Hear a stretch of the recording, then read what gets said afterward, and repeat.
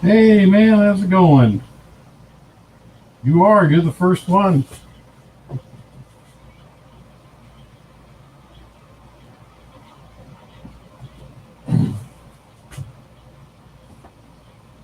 I was waiting for Vinny to finish, and then I found out he didn't even do a live stream tonight. So, Pirates, hey,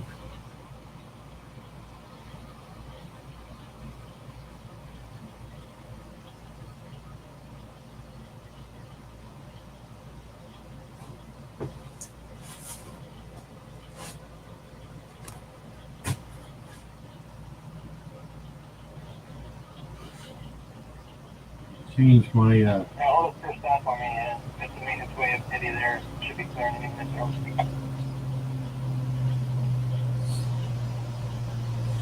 Change my camera.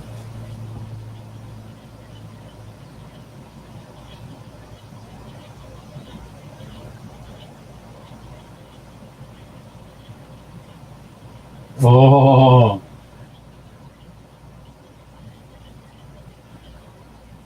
look who's here. I thought I was just going to be a moderator. I didn't realize it was going to put me on. Yeah, look at you. Yeah. Uncle Wilmer. Say hi to Uncle Wilmer. Good evening. MSI L Hunter. Hi, how's it going? I don't know if I've seen you on my live stream.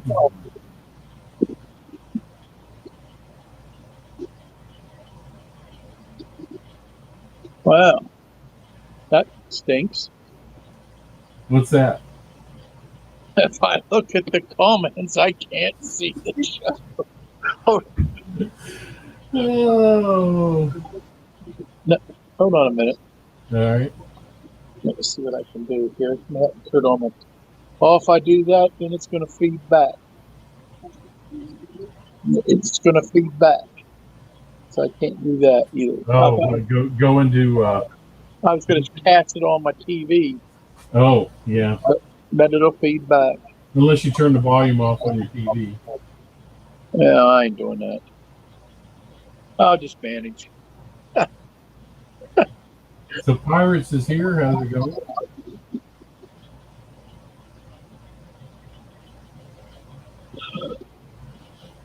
Hey, I got a question for you, Robert.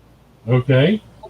Did you fulfill the triple dog dare challenge that was posted against you?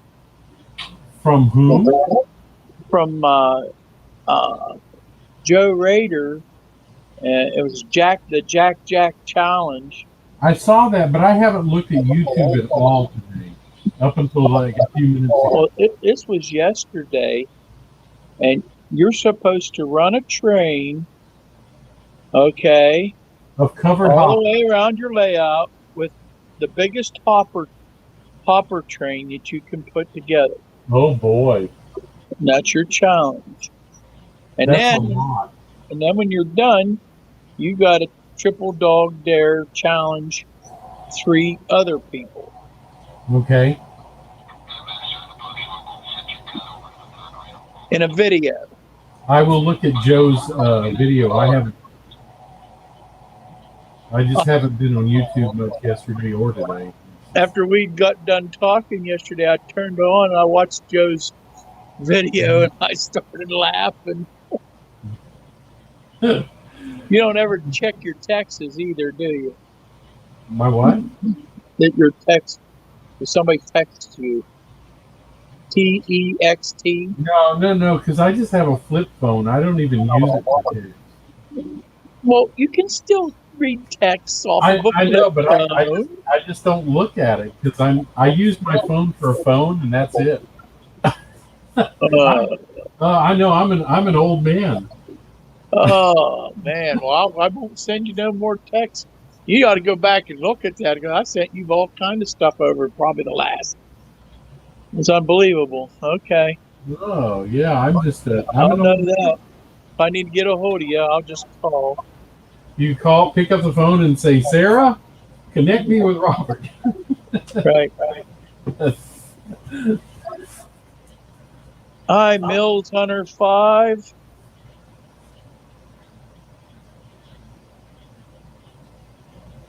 CP3 368. Who else is in here? Well, I don't know. Prior to the model trains. My count says 3 people. So Yep, that's about what I got. We'll have lots of fun. yeah, these are the people that want to learn how to install Decoder. So, oh, there's a fourth one. Let's see who it is. Fifth one. Yeah, I think Plan. it takes a few minutes for people to get notifications and then join in and all. Yeah. Hi, Ron. How you doing?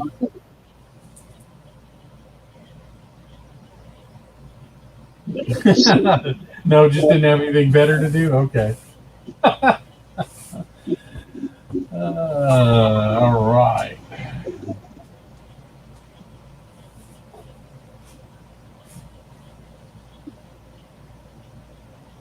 Ron Bright. Okay. I don't. Yeah, I'm going to see how far we can get, but I just don't know how many people have ever done a decoder install from beginning to end. And it's different. I mean, well, it's different for each locomotive, but soldering the wires is nothing. That's not what you have to worry about. I'm going to mute for just a second because I hear you.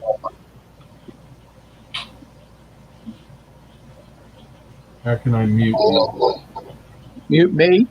Yes, because I hear feedback. Hold on a minute.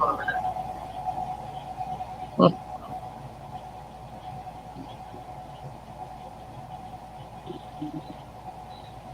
Okay. Yeah. Yeah. Every time I speak, I hear feedback from. How's that? Now I can't hear any feedback. Oh, I didn't know New Fenris was going live. Hope I didn't step on his toes. If So, so, you heard it. You definitely crushed his toe.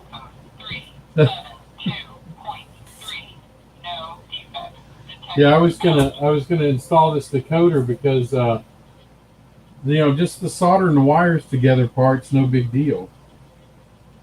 It's all the other stuff you have to do, like trimming the frame and the weight and that kind of stuff. That's what takes a lot.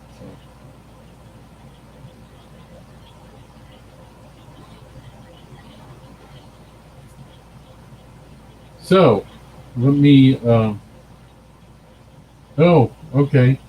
Well, I didn't know he was going live, so I my apologies to him. So anyway, I will I'll go ahead and start this. I'm going to change my camera.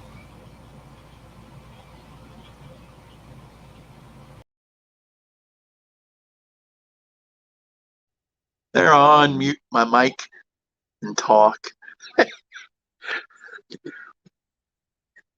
I work most of the day on a structure. Video will be out soon.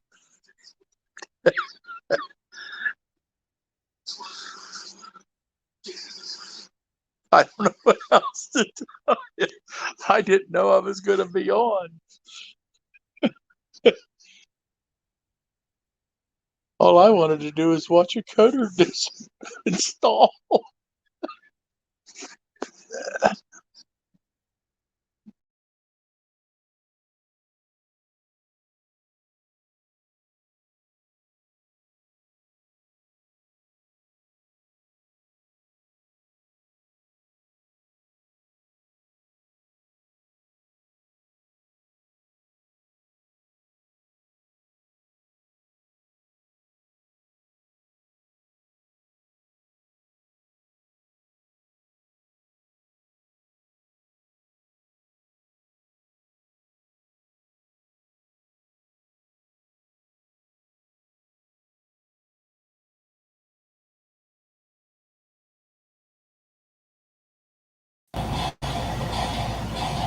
There we go.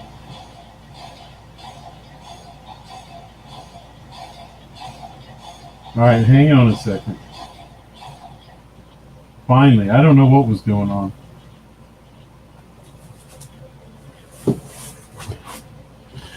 All right. The question is from down here, can everybody hear me okay? If I sit down here. Let's see where my mic is.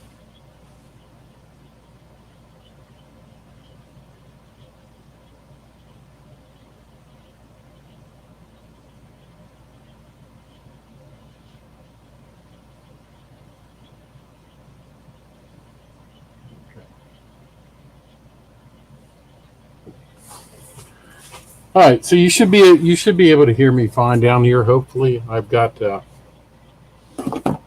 Let's see if you can see. I've got my other mic or camera down here. So what I've got to do. This is get my soldering iron out of the way just a minute. So this is a lifelike GP30, a Proto 2000. This is an older one. I think the date's actually imprinted on the circuit board here on the light board, and it's July 3rd, 1998. So there you go. So that's how old this is. So one of the first thing I have to do is cut down the weight a little bit, and you can see I've already outlined it here where I need to cut it. So I'll need to cut it clear across, and what I'm going to use is a Dremel tool to do that with a cutting disc on it. So first of all, take the weight off, because if you leave the weight on, you're going to get a lot of metal shavings down in your motor, and you don't want to do that. So I don't know what happened to Wilmer.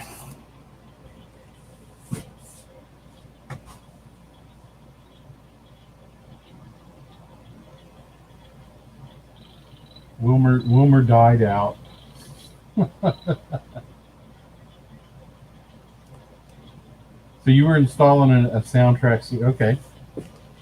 So, like I said, wiring the decoder is not really that big a deal. What's the big deal is making everything fit correctly so it's neat. So what I have to do is, like I said, mill the frame or the weight a little bit. And first thing I got to do, of course, is take the circuit board out, the lighting board that's in there already. So I can, hopefully you can see that. Hey, Chris, how you doing?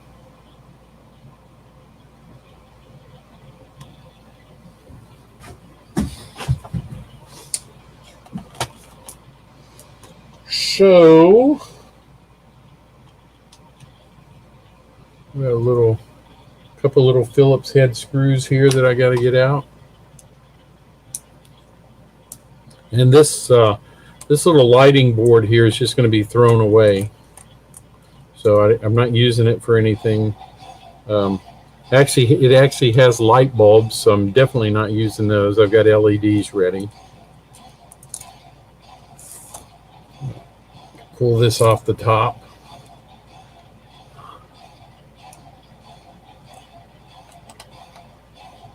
I think I got too small a bit there.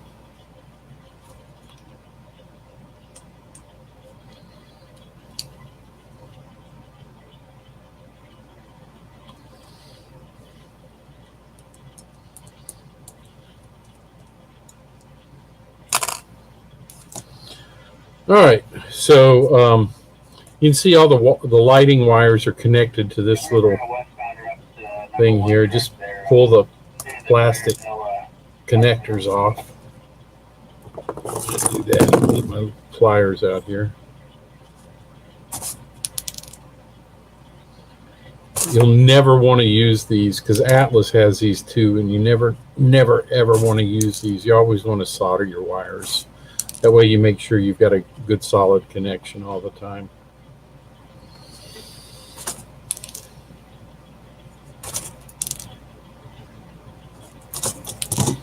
So I'm just going to pull all that out. This is junk.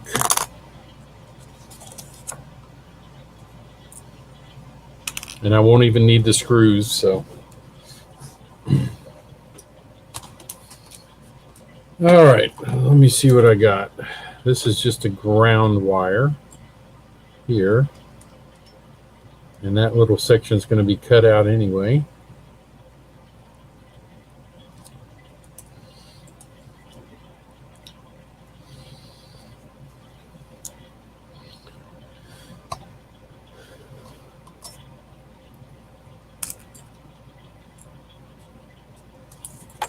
All right. I'm not even going to use the plastic covers for the lights. I've got a different way I'm doing my lights. So, and I'll show you that after a while. So now I just have to remove the frame. And to do that, I've got to take the couplers off. I believe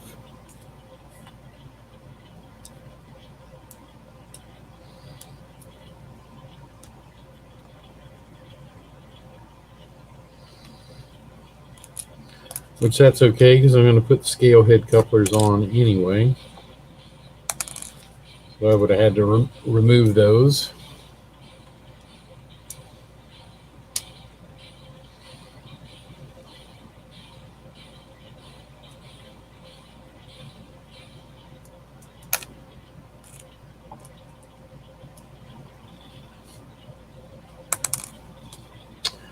All right, so you can see the screws are under where the couplers were. This is the screws that hold the weight on. Next correction of track point located at 1733 1733 NCT over. Thank you, dispatch.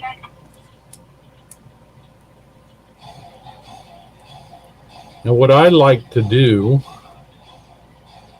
just so I don't lose stuff, once I get the screws out,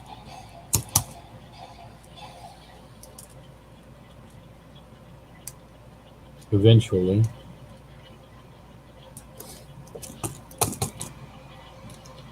there we go.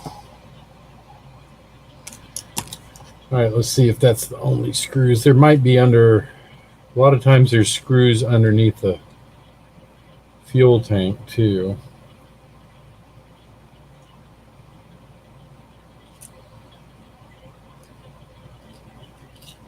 Okay, the fuel tank just pulls off. It's just kind of got a sticky thing on it.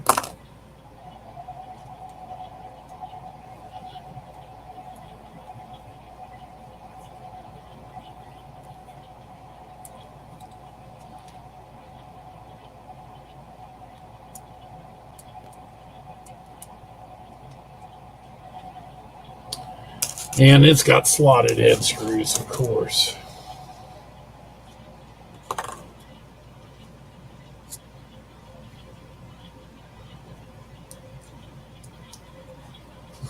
I don't know if there's Wilmer.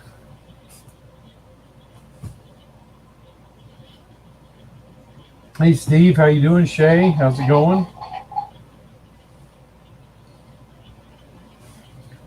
Wilmer said junk. What did he say that in response to?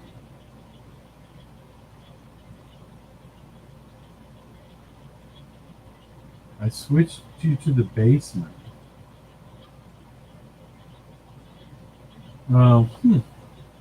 Yeah, I don't see you at all in here, Wilmer. So oh well. But if you want to just watch, I guess that's fine.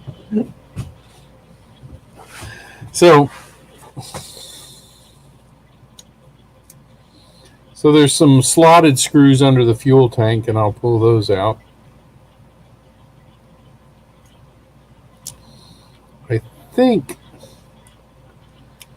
I hope those are holding the weight on. and not the motor. Ah, they are holding the weight. So that's good to know. Yes.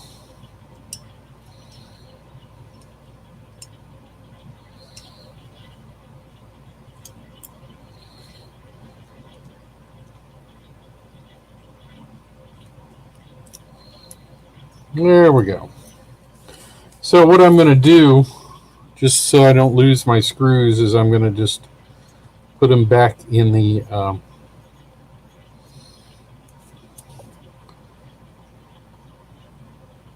weight.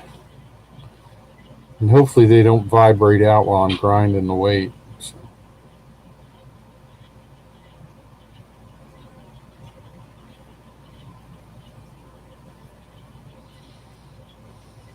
There we go.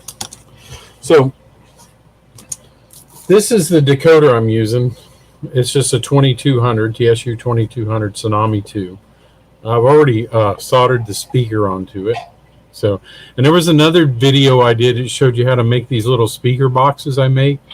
They're just 1/4-inch strip plastic with a flat piece of plastic on the bottom. So really easy to make. I use contact cement because that seals real well. And that's it. So I had to use, for this particular locomotive, I had to use 60 thousandths on each side to make it fit into the shell. So now it's a nice snug fit right in the shell when I push it in there. There we go. So it just stays in there. I don't like to glue these in case for some reason in the future I ever have to change the speaker out. I don't really want to glue it in. So I like to try to fit it as snugly as I can without stretching the shell. So what I did for the frame, because the decoder is going to be on top of the frame, nothing really has to be cut out for the decoder. But for the speaker itself, just, it just needs to be a millimeter down into the frame. And then, of course, enough of the frame needs to be cut out. So that's what I'm going to do now, is cut out the frame. I'm going to get this out of the way so I don't get any metal shavings on it.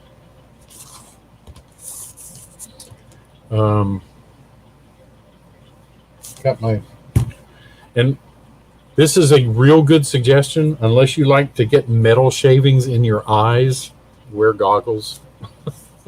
I don't particularly care to do that. Even if you wear glasses, they go up underneath the glasses. So just remember that. This is not an easy thing to do because this metal's pretty hard sometimes. But so it takes a little patience.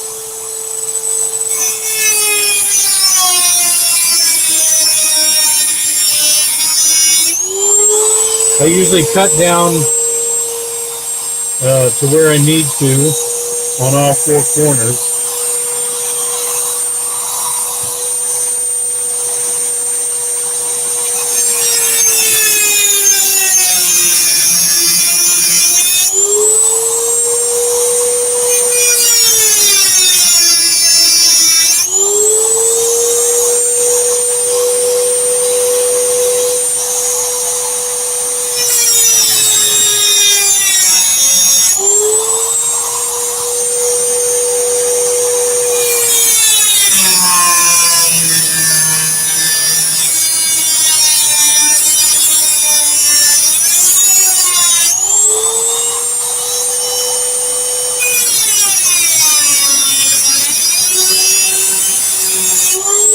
And you don't want to really press on your disc, because what happens is you'll break it. So you don't really need to put pressure on it.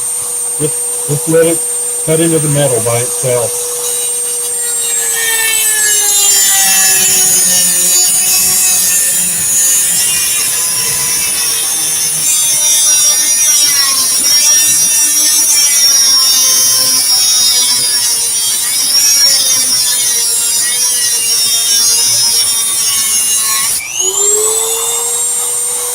All right, so you can see I've cut into the depth I needed to on the four corners.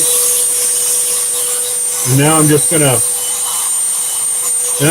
go and cut across this way on this side because it only goes so far in, and then I'll do the same thing on the other side.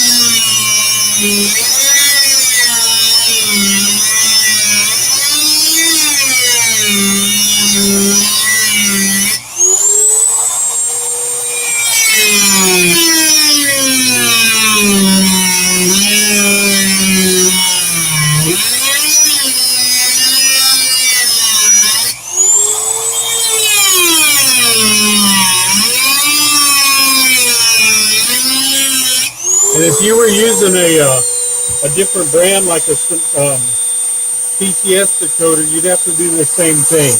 I put PCS decoders in these, and I still have to cut the frame in that place as well.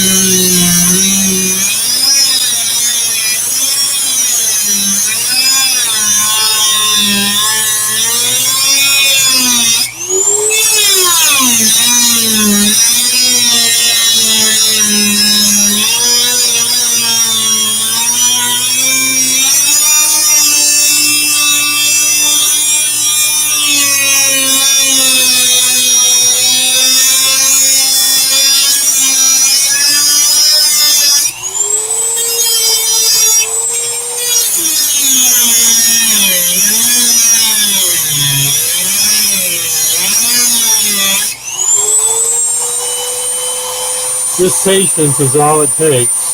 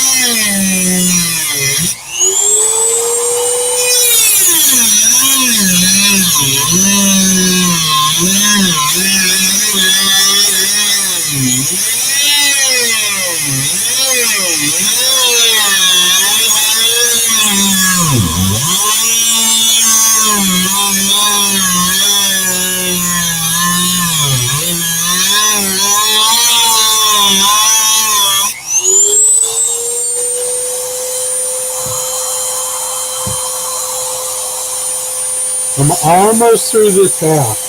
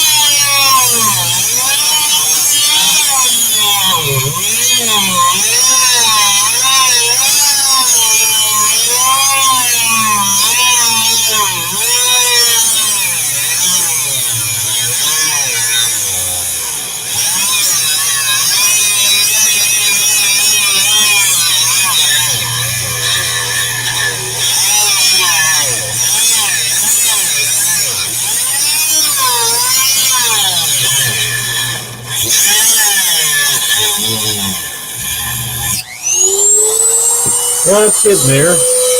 Take a break a second. Let me read the comments. All right. Hey, Jack, how's it going?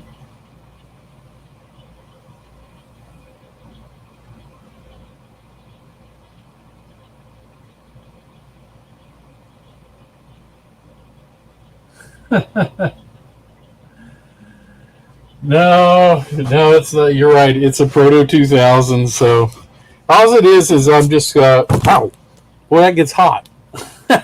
I'm cutting away some of the weight so I have room for the speaker in it.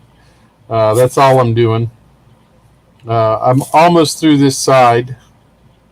So, and then I'll come back from the other side and do it.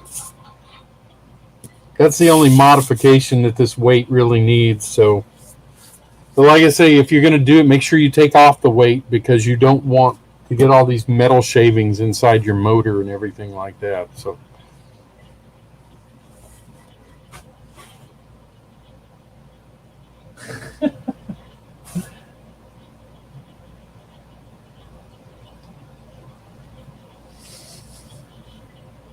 No, Rabbi, yeah. And also I have my coffee sitting over here next to my computer, so I don't get metal shavings in my coffee either. So, all right, so let's get back to it. I said I'm almost through this side.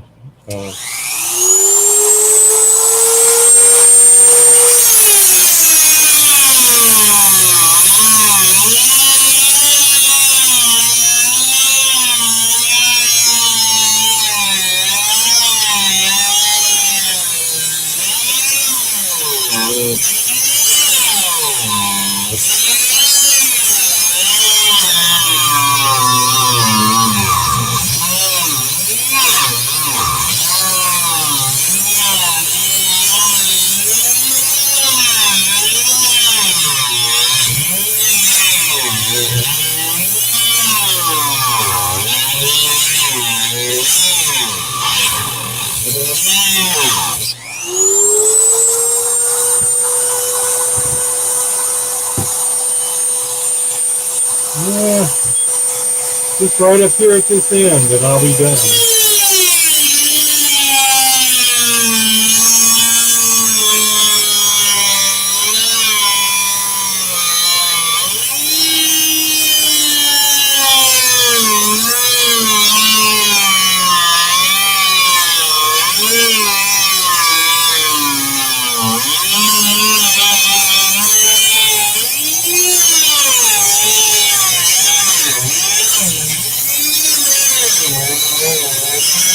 Okay.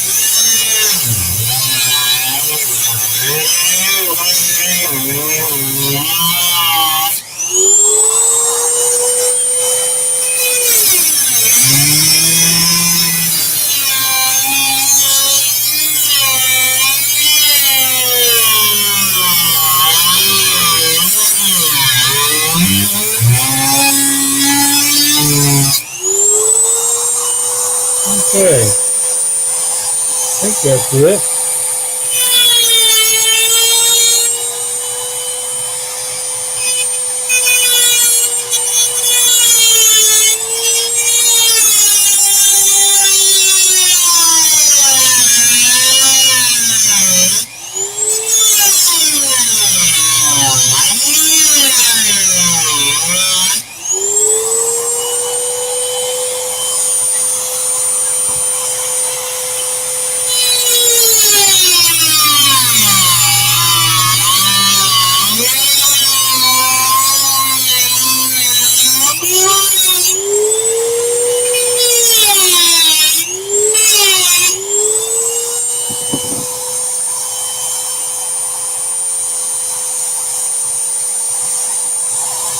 So you can see I got that side off.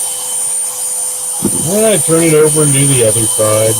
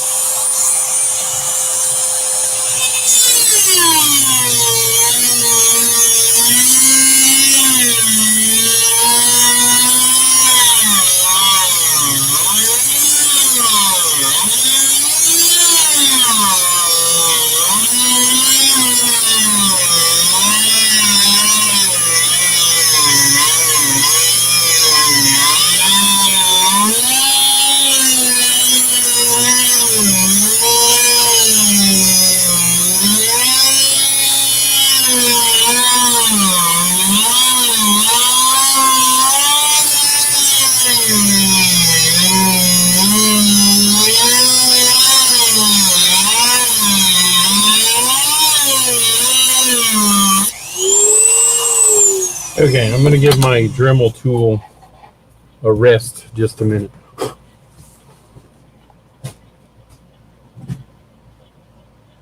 So, see you, Jack. So, Steve, is this better than watching paint dry?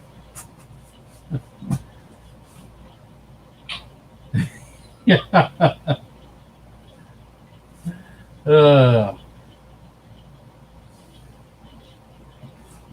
Yeah, I do, Art, but I don't have any friends.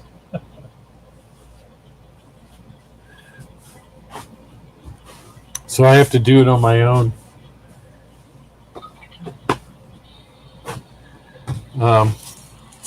You know what's funny about this is I keep picking that up and it's hot. As I'm doing it, it's kind of melting into my my foam rubber here because of the heat. But that's okay. I'm just going to fill that with scenery anyway.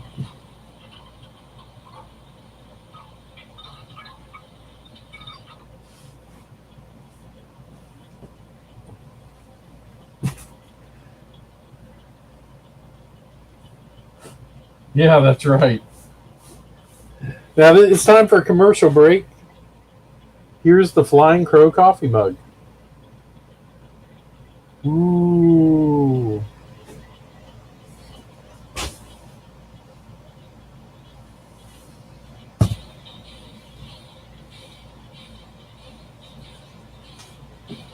Yeah, Tracy, I don't have any painting to do tonight, so you can't make fun of me.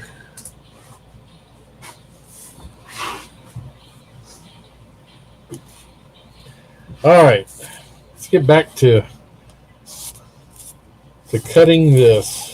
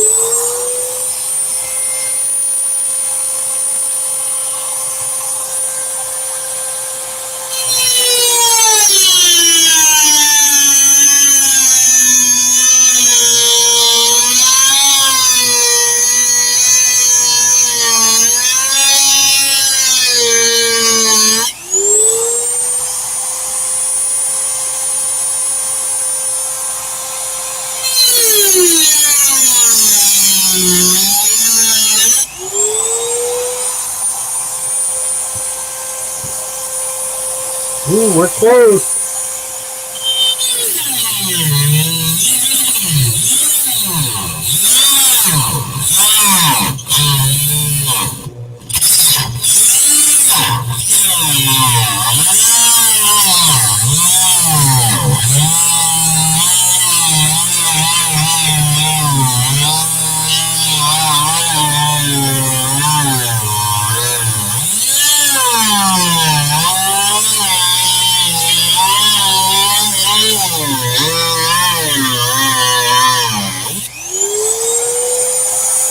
Real close to being done.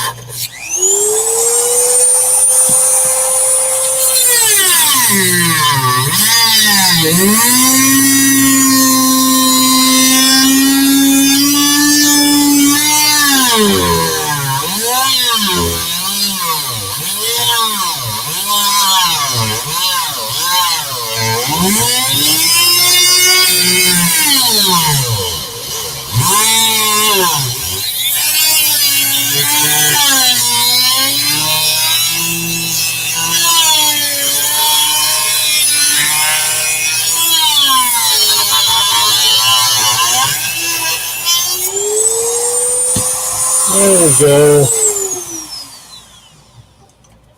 How's that? All right.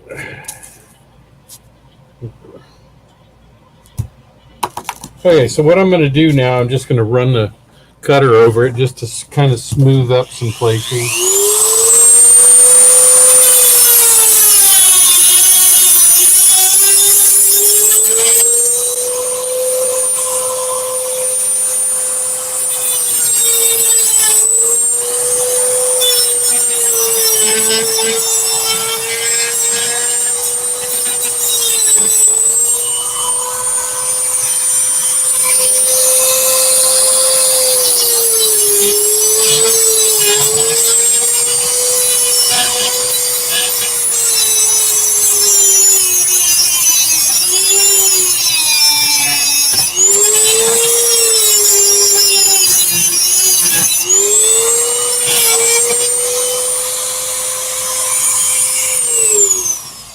All right.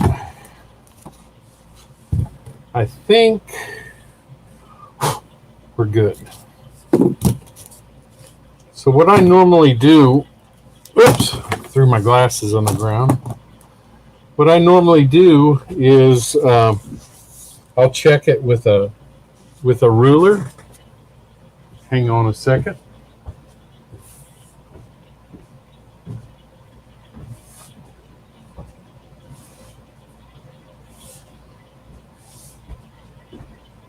Like I said, the only thing I really had to worry about was the depth of the speaker. So, still hot. If I look in my shell, I'm just going to put this inside, and I'm going to use my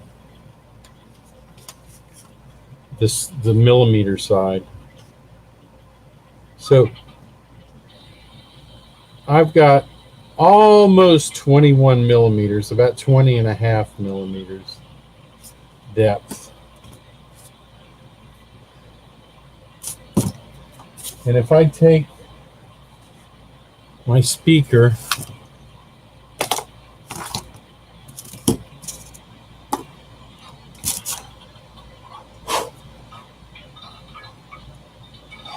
and set it on top,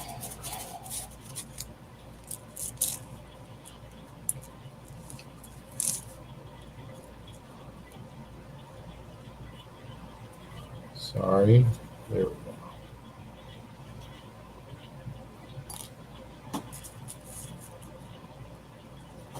Wow, it's still hot. I'm at about 18. So that's perfect. So I'm good. I've got plenty depth in here, so it'll fit inside the shell. So I'm going to give it just a second. It's got to cool off before I start putting the decoder on it. I don't want to set the decoder on something that hot.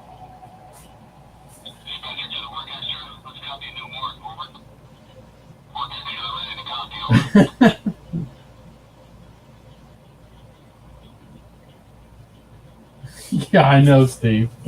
I expected it to cool off a little quicker, and it's not. Maybe I should have like a bucket of water to dip it into or something. Yeah, let the speaker enclosure just melt in place. There you go. So there's another problem with Proto 2000s, and this is a real problem.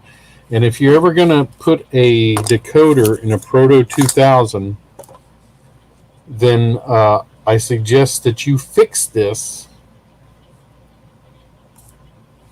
problem. And the way these were wired, you had one wire coming from the front truck and one wire coming from the back truck. And so one was meant to be the negative side and one the positive side. So that is not what you want. You actually want a wire, you want the front and back wire going to one side, and you want the front and back wire on the other side of the truck going to the opposite side. So in other words, you want to power both trucks, not just use one truck for one pole and one truck for the other. You want to power both trucks. So the left side will be positive and the right negative, or vice versa, whichever. But you want to power both trucks, even with a current keeper or keep alive. You still want to power both trucks. Otherwise, you're not going to get good performance out of your engine. So on a Proto 2000, what you do is you take the, it's real easy on a Proto 2000. Let me see, that's still not cool.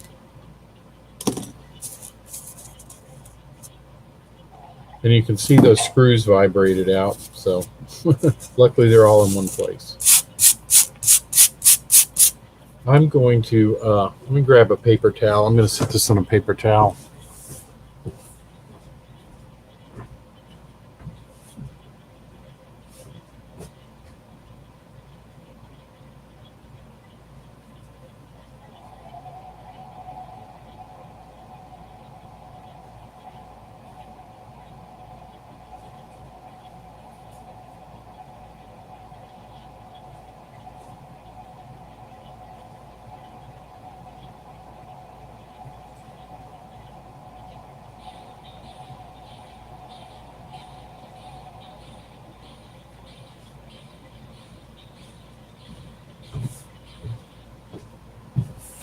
All right, so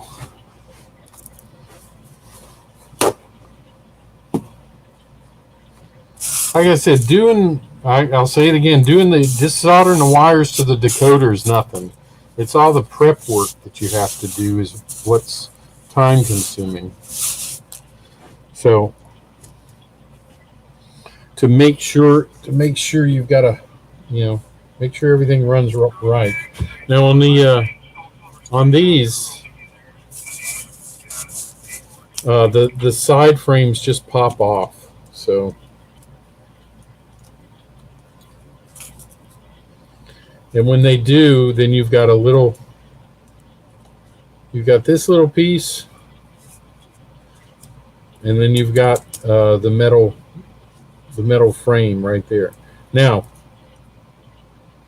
let me show you on this side what it looks like.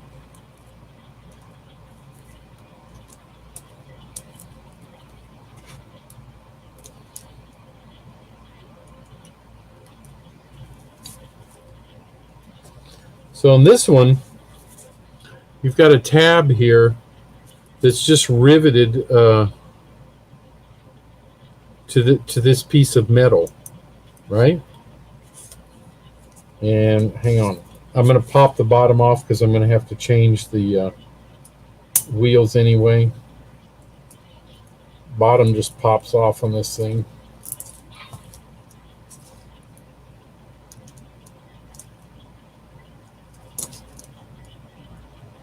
Usually fairly easily. Come on, screwdriver, get under there. There we go. All right. So these gears crack, and I don't know. Let me see if I can see if this one has. Yep. I don't know if you can see that on camera. You find it again. There. It's right there. Can you see the crack in that? So these gears crack along here. These Proto 2000 gears are infamous for doing that. So what you do is you can order, I think Athearn has the same gears, but I ordered new gears or new wheels and gears from Walthers, and I'm just going to replace them while I've got this all apart. Yeah, anytime you have a Proto 2000, you're going to have to replace the gears.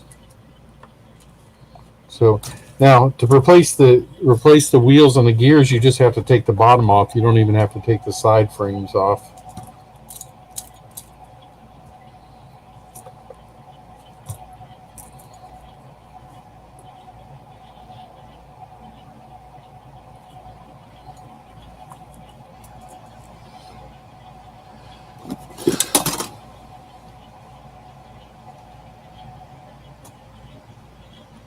So there's the old ones. They go in the garbage also.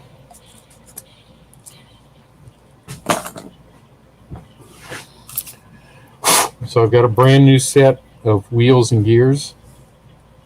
You always want to check them with your gauge to make sure they're gauged correctly.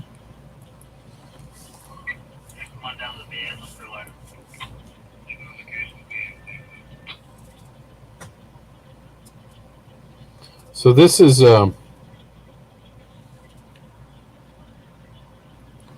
this has a little spade connection in here where this sits down and touches this metal. So what I'm going to have to do is solder another wire on this side and on this side.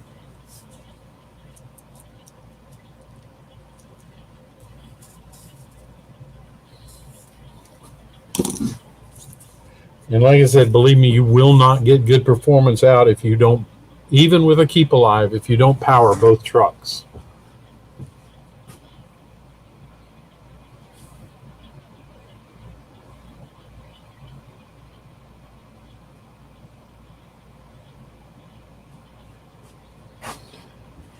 All right.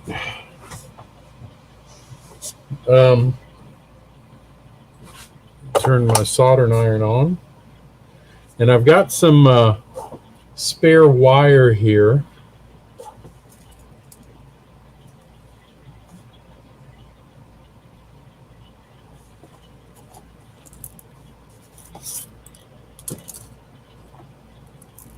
Let me see. I think there should be enough. Yeah. Now, by all rights, I should be using red and black, but I don't have any spare red and black wire, so I'm using whatever color I have.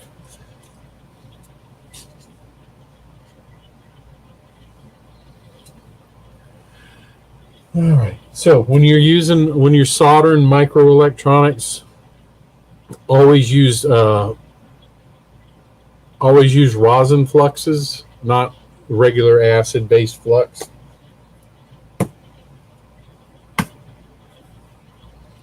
This brand is made by Miniatronics, and it's made especially for microelectronics. So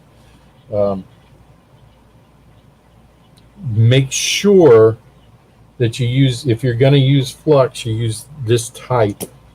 Doesn't matter what brand, as long as it's the right type.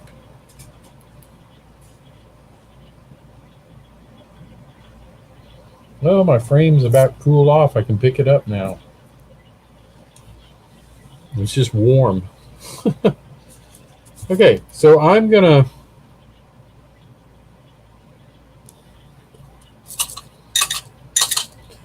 what I'm probably going to do is solder a wire around these rivets.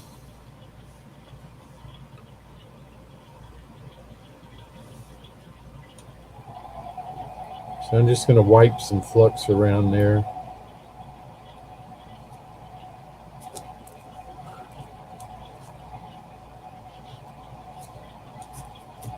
Just to make sure that's good and clean.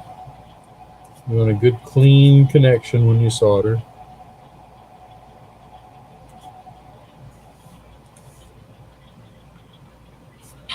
And that's what the flux ensures. So it flows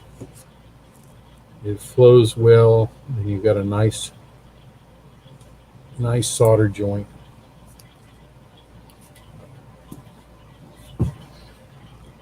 So if you're not comfortable with doing this, get a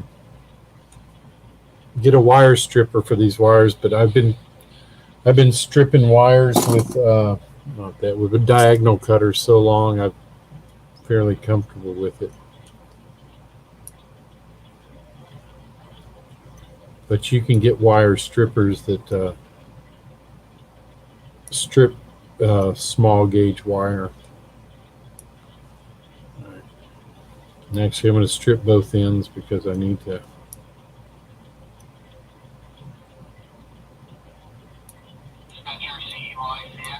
All right. So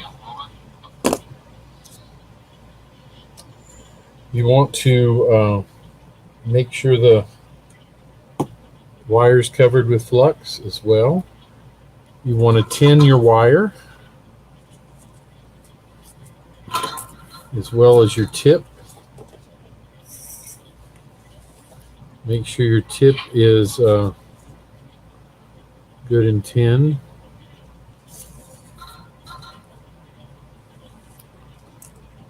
All right, and I'm going to heat up my wire and then let the solder melt onto it.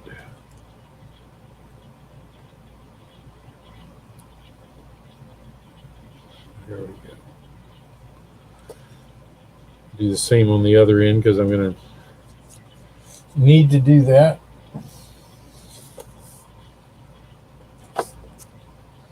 Always heat your work, not the solder.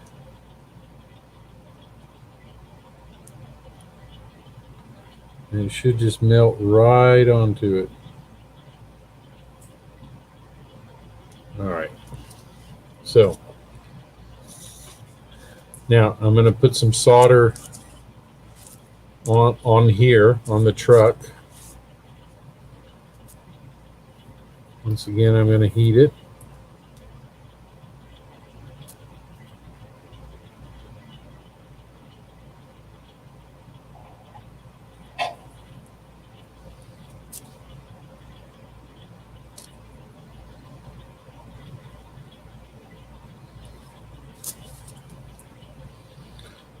Okay. Got a nice little dab of solder there.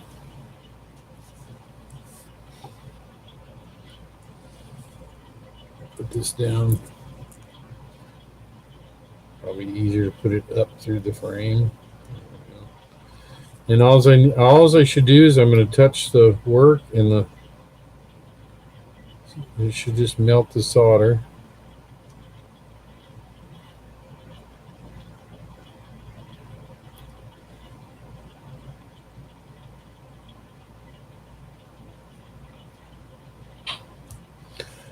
There we go. And always when you're soldering, you got to make sure you've got a nice shiny joint. Otherwise, if it's grayish or granular colored, or granular like, it's not. It's called a cold solder joint. It won't hold well and it won't conduct electricity well either.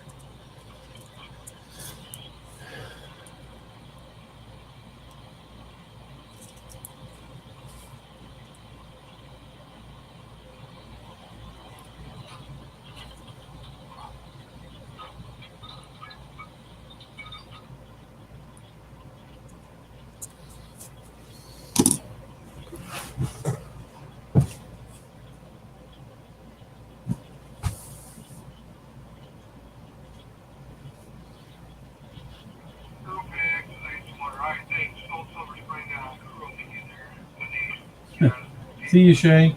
If I missed you, sorry. So, how do I strip the magnetic wires? I still do it with a diagonal cutter. Like I said, I've been doing that so long that I don't have any problem with it. I can kind of gauge how tight, I need to hold the cutters on the wire, and then I just strip it. So, like I said, they make, if you're not comfortable with doing that, they make wire strippers for wires that are that small a gauge. But I just don't. I don't have any problem with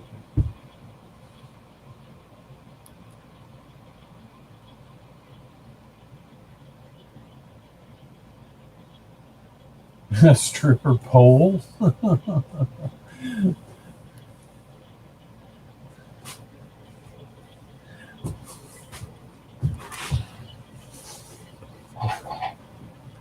Maybe we're not talking about the same kind of stripper here. I don't know. All right, I'm going to use a purple wire on this side. So same thing. I'm just going to.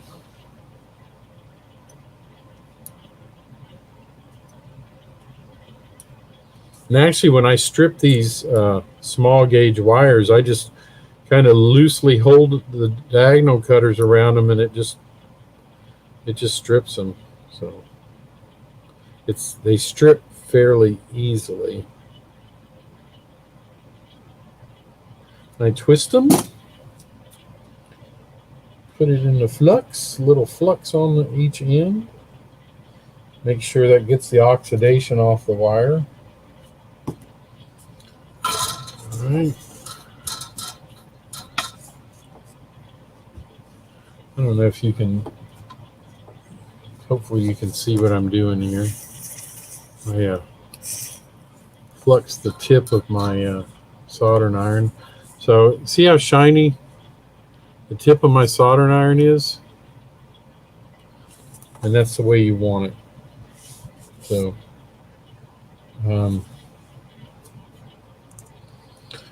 once again, I'm holding the soldering iron onto the wire, and then let the solder flow onto it.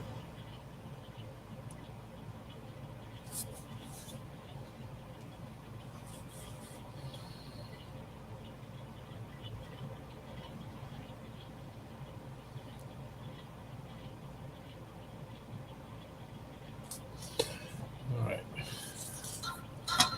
And you don't want a glob of solder on the end of your soldering iron. All right, so now I want to put a little bit of solder here.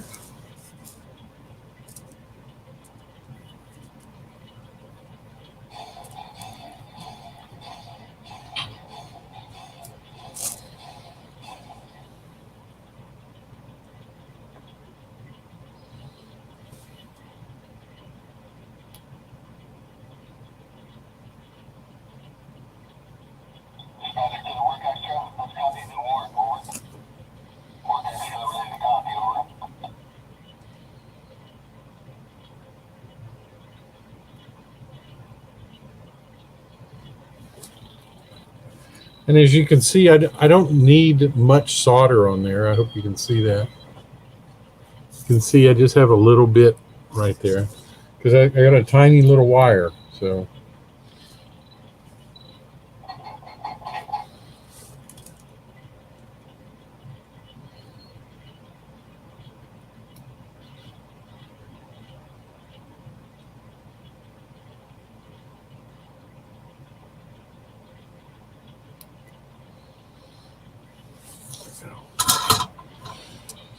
and you can see when I'm done how shiny it is.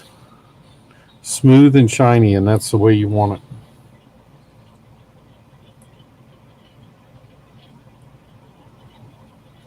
Now,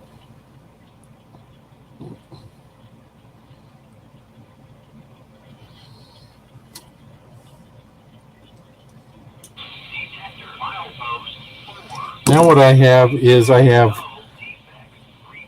a wire on the front and back of each side. So now what I can do is when I put my decoder in, I can wire the front truck and the back truck to one side, and the same there. So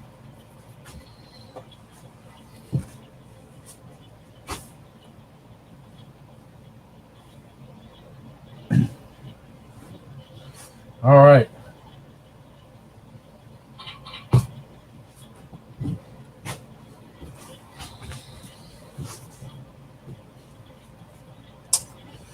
All right, next, decoder.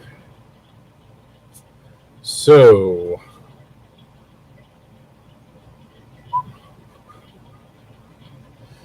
can I put this back on?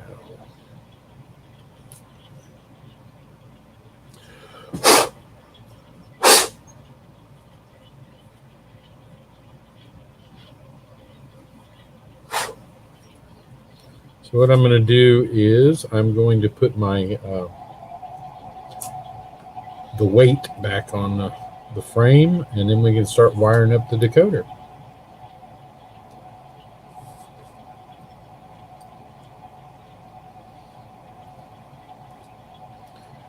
Just as easy as that.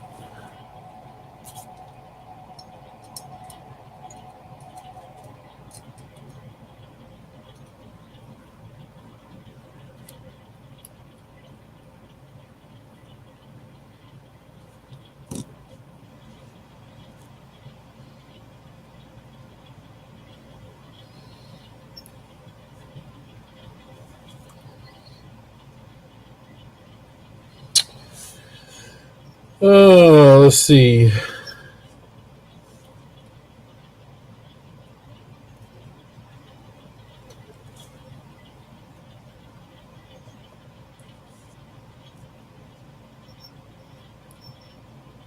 If I can feed the wires through the little holes, I'll be good. Seems like that's going to be the hardest part. There we go.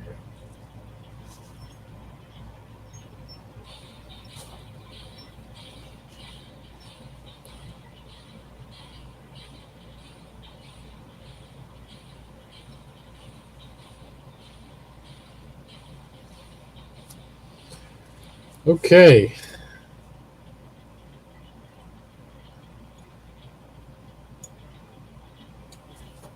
Actually, this orange wire was supposed to go up here.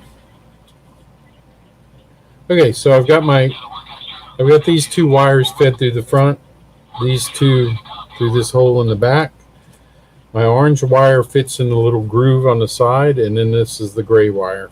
So the gray and the orange are the motor, and then these are on the front truck, and these are on the back truck. So now, while I've got this, before I do this, let me put the wheels back in, and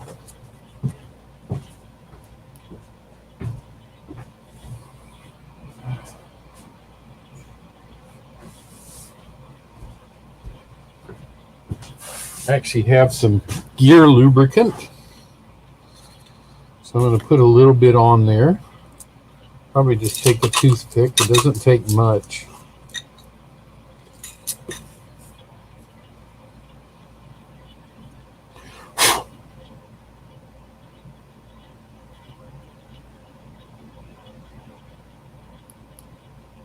Sure.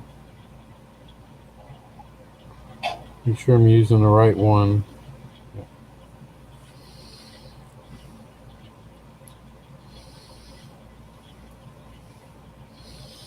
And you just a little bit of lubricant. You don't have to use much at all.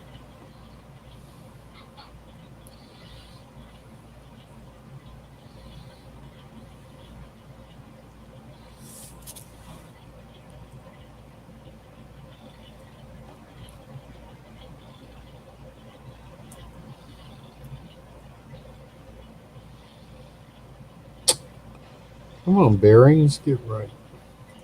There we go.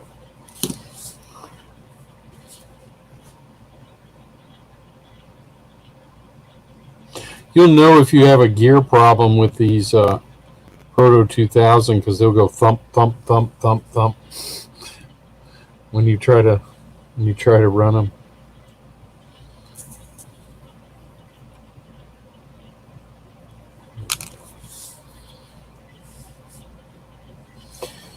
All right, so all I need to do is snap this back on.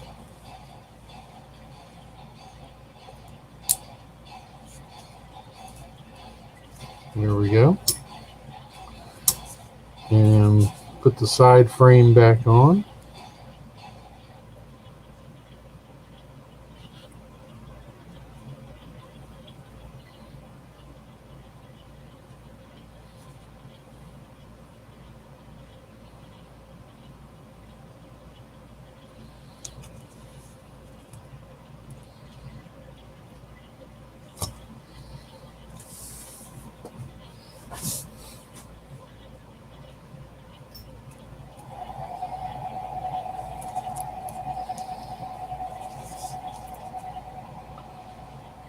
Put the back gears in.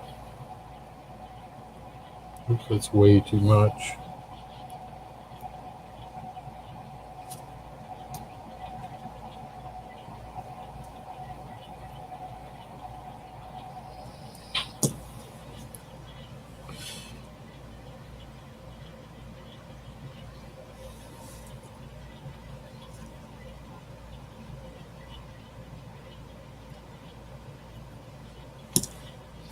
Yeah, like I said, it's all the prep work that takes all the time with this. It's not the decoder install. That's the easy part.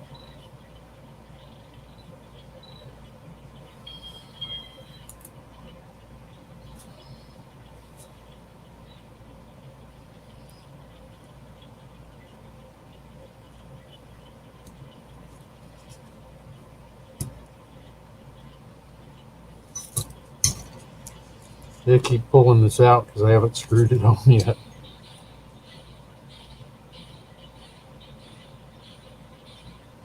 Silly me.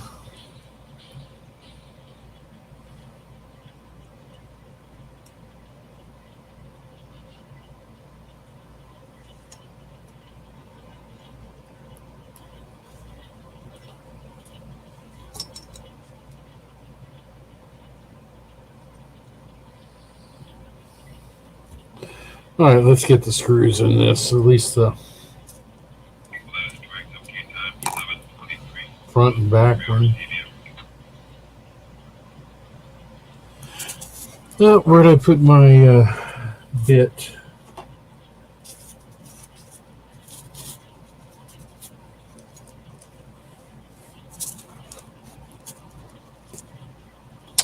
Isn't that always the way?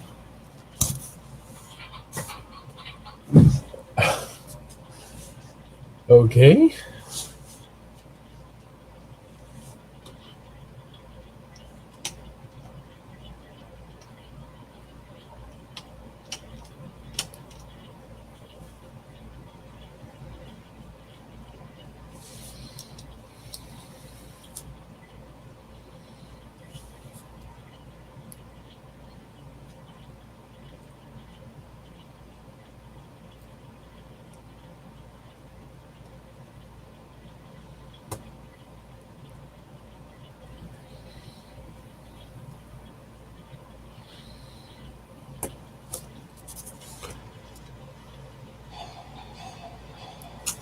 And then the other screw.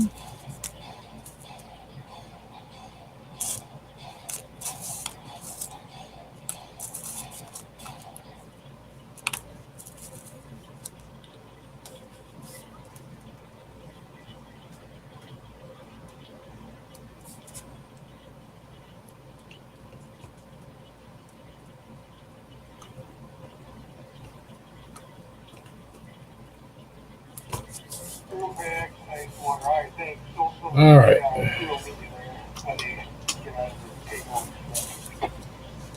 We'll get these back in.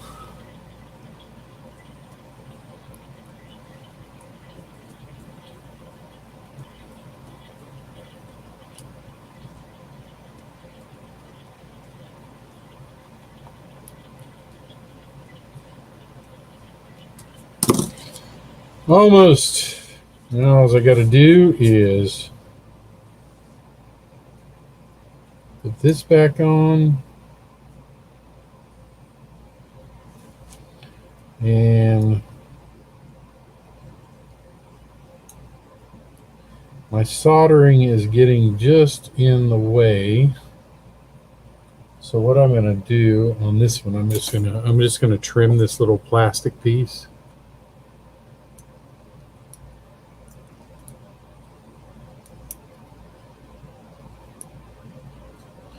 It's just kind of a little shim, so it's not that big a deal if you trim a little piece off of it.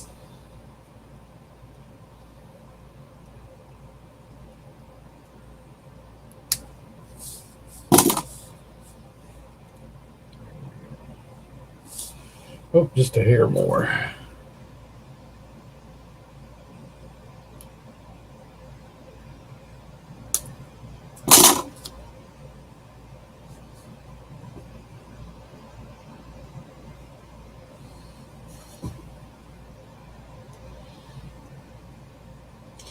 All right, put the side frame back on.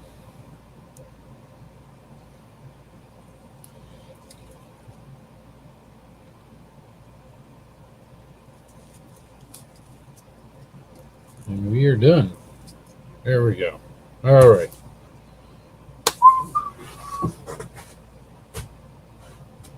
Make sure.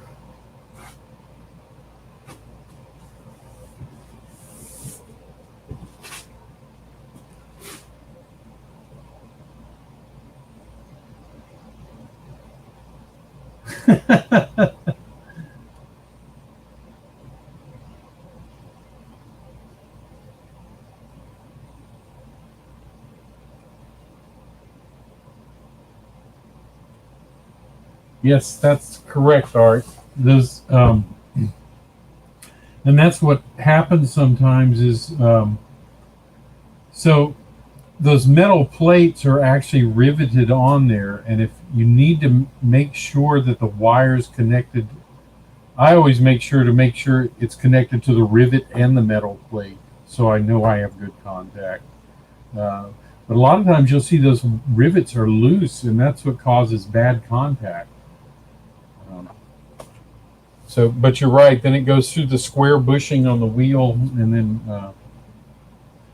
the wheel contacts the bushing, which contacts that metal plate. So you're right. That all has to be absolutely correct. All right. Now, let's see.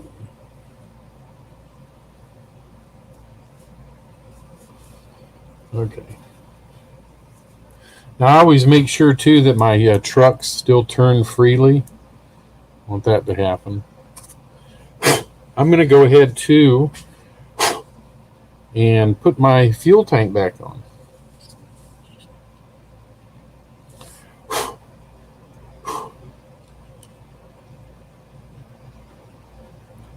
Trying to remember which way it goes. There. It's just like I said, it was done with a, it's got some kind of adhesive strip on the metal part so that it kind of just holds the fuel tank in place. There's nothing else holding it on. So. All right.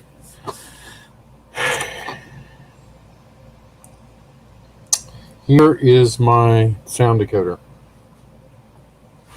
Like I said, I already have the speaker hooked up to it. Now, one thing I had to do, I'm using a keep alive with this, or current keeper, whatever you want to call it.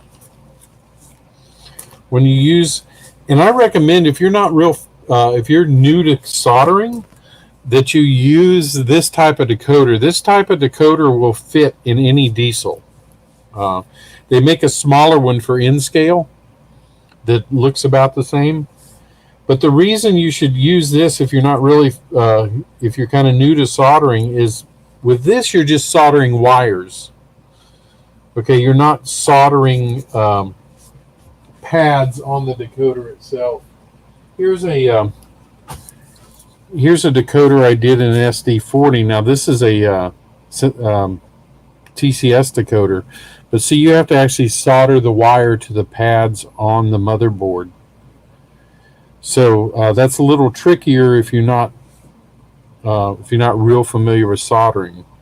So if you're not, I suggest that you just use one of these types of decoders, and they're hard to mess up. Now, one thing, this purple stuff around here, all this purple stuff is heat shrink. So to get to the little plug in the end for the keep alive, I had to trim some of the heat shrink back. So just remember that. This is that little plug will be hidden because the heat shrink around it will be will cover it up. So just be careful when you trim it back. Though I trimmed it back with an X-Acto knife. Just be careful. That's all. You don't want to cut into it or cut into the board or anything like that. Now the current keeper will just plug into it. So I'm going to do that last. Now I've got a short somewhere, and I don't know where. I've got something laying on the track. It's metal, and I don't know what it is. So hang on a second, because I can hear it.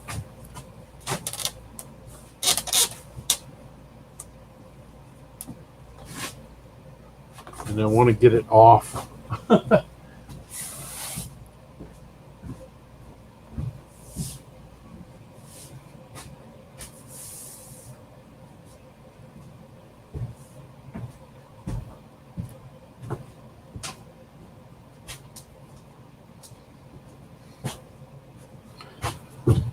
Aha! It was my solder.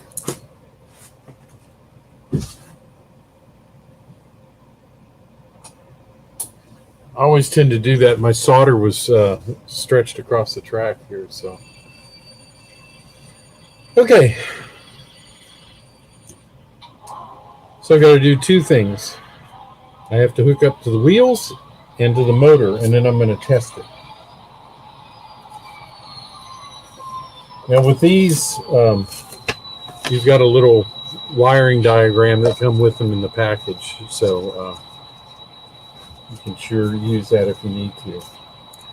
But black and red go to the wheels, and orange and gray goes to the motor, always.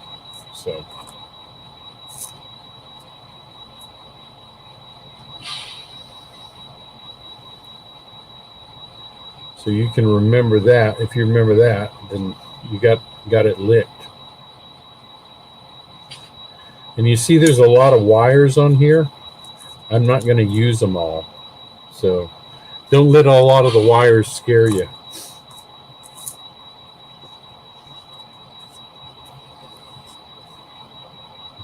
Now you don't want to leave the full length of wire on there if you don't have to. You want to try to cut off as much as you can, but just make sure you don't cut off too much.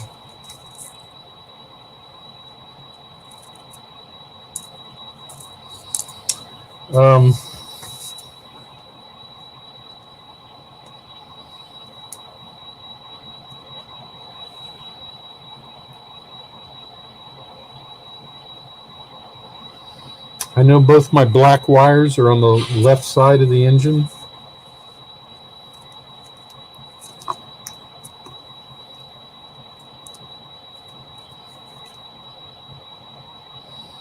So I've got to figure out how to... Okay. So this is going to be fairly easy. They're long enough to reach. So what I'm going to do is I'm going to twist my black wires together.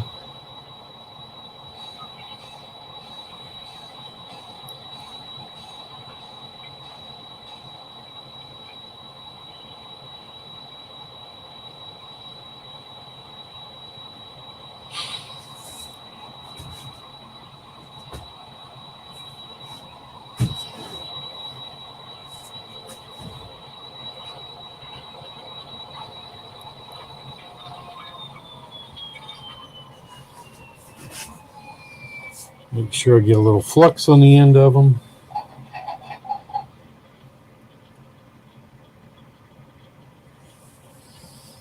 And then I'm going to solder them.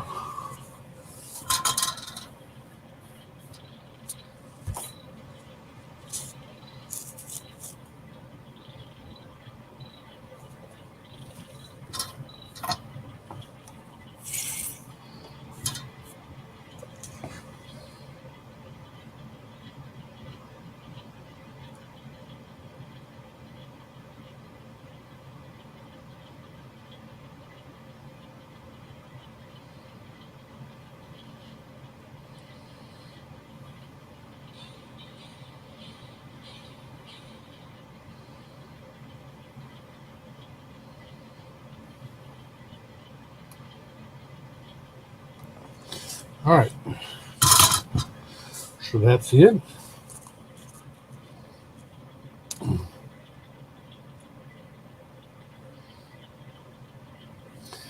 Now I'm going to take a little piece of heat shrink.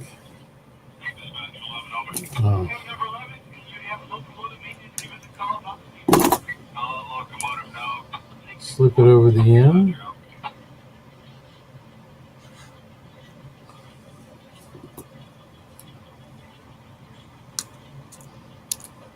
Not as much as I thought. All right. Here we go. Now I'm going to take the black wire from my decoder. And this is the direction it's going to be laying in, like this. So I want it to reach back there. And so I'm going to cut off about that much. Like I said, I don't want to cut off too much. I always come back and cut off more if I needed to.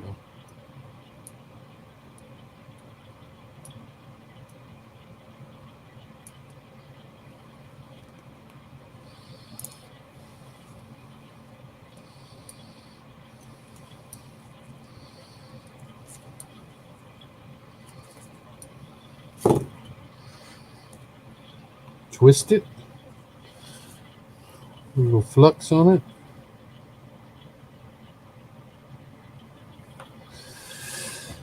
And solder.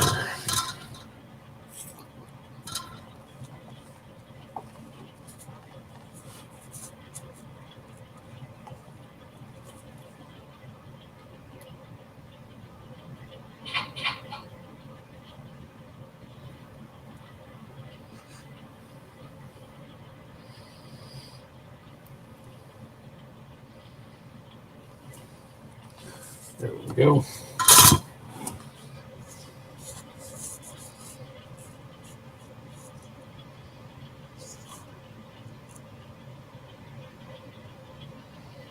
I'm just going to twist them together now.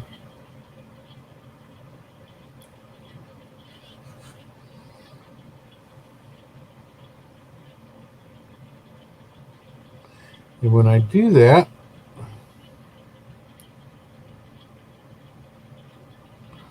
the solder on all three wires should melt together. And I should have a nice, good solder joint, I hope.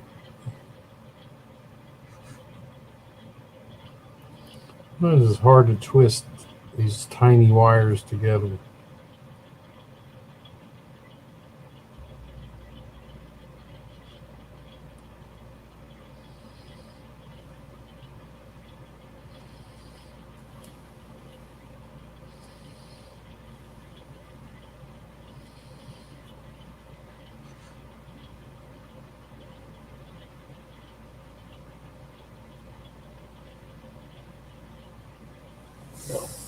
All right.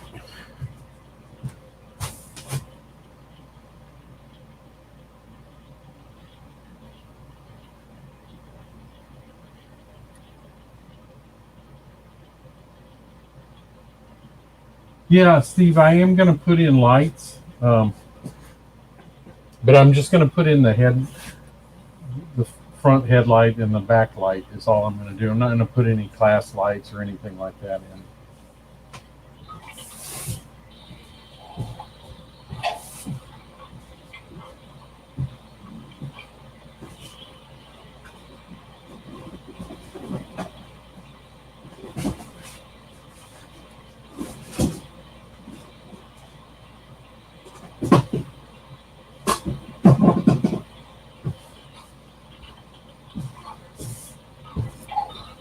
I left one tool down there that I needed, and that's my heat gun. I don't need that anymore. So if you don't have a heat gun, get one.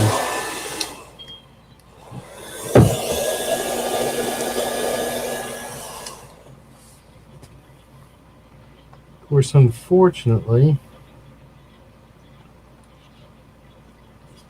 When I heated up the wires, it melted some of the heat shrink. Let's see if I can get it pulled over. There we go. So now I've got my heat shrink on there. Just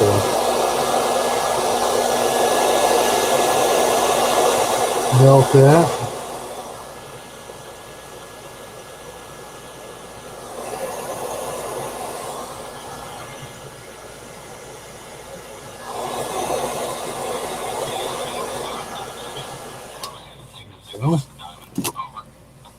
So now I've got a nice soldered connection with heat shrink over it.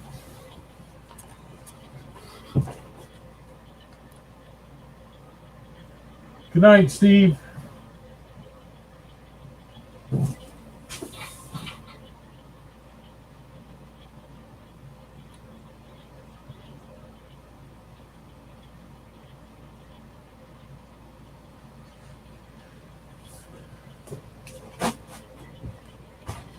I hope I'm not boring you guys. I know I'm losing people a little bit at a time here, so. But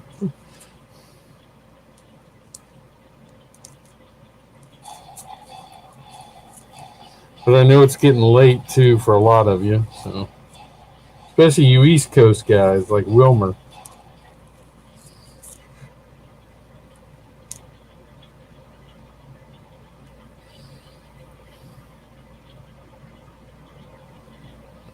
All right, so I remember I put solder on the ends of these two. And I will do it on my red wire. I'll cut about that much off. I said I cut off as much as I can, but I leave a little extra just in case.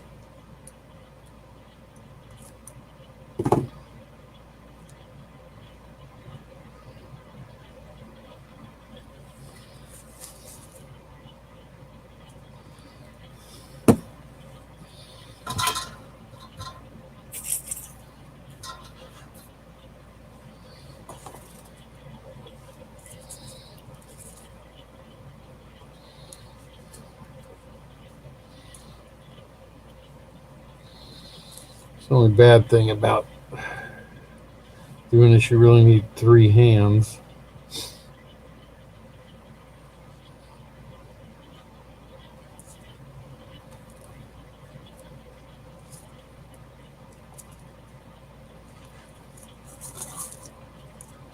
Somebody come here and help me.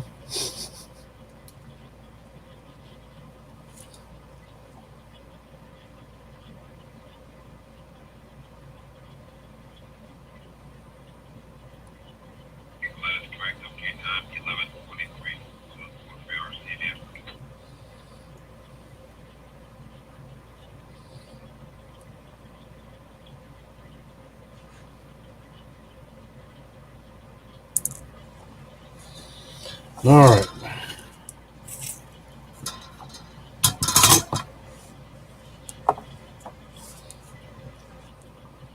So I've got all these wires tinned. I will take my I had an extra piece here. There it is.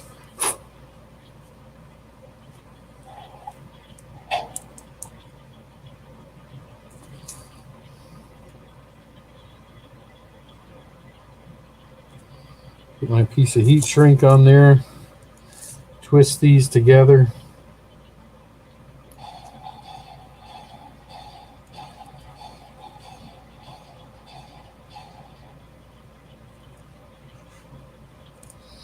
Yeah, like I said, sometimes it's hard to get these tiny, tiny wires to twist.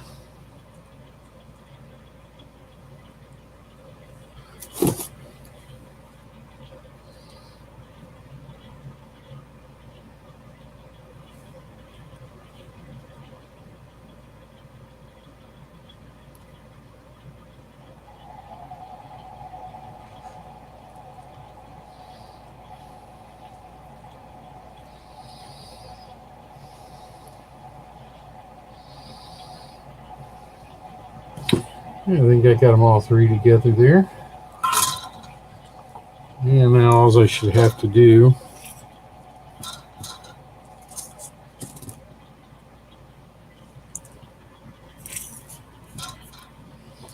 is touch them.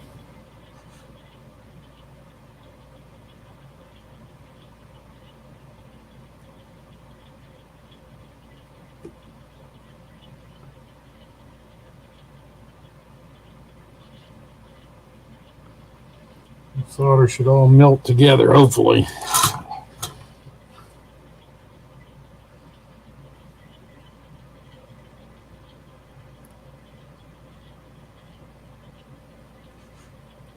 I got it all to melt. I'm going to try to do it one more time with my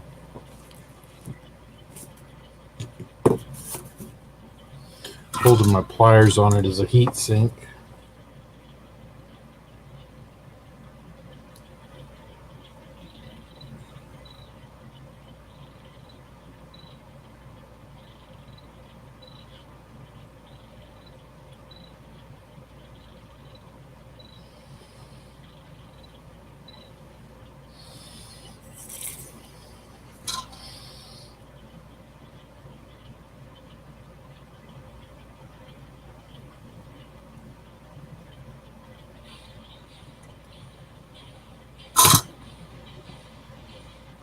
I think they're all tight. Yeah. Okay, good. Now I can just pull my heat shrink up over it.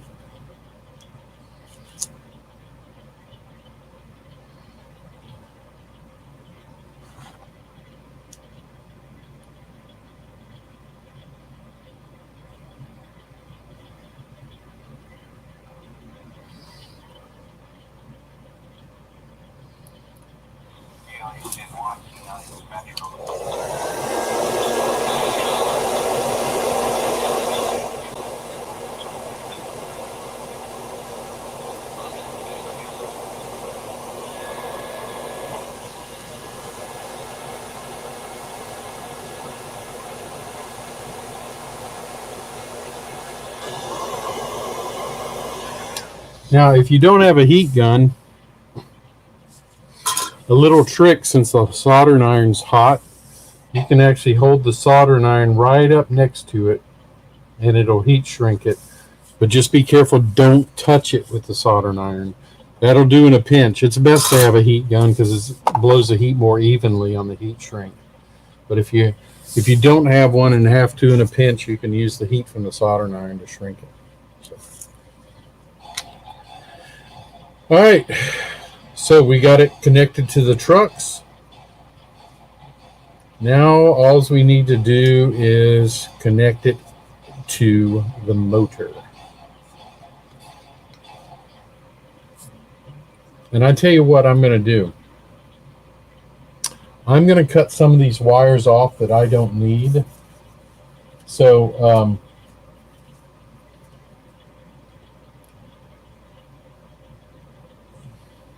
I think it's the blue wire that's the common, yeah. So I'm not going to need the brown wire.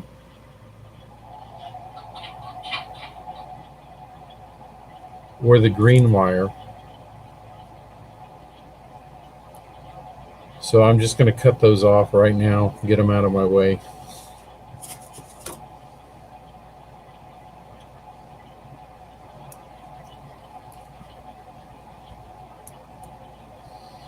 I don't like pulling the wire out of the plug because that might pull the plug loose.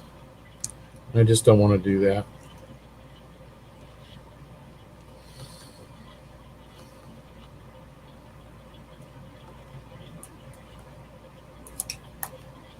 And the same in the back. I don't need this green wire back here, and I don't need the brown and white striped wire, so I'm just going to cut those off as well. And I think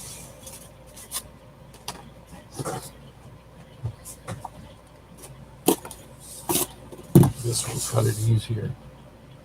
Yeah, this green and white striped wire, I'll just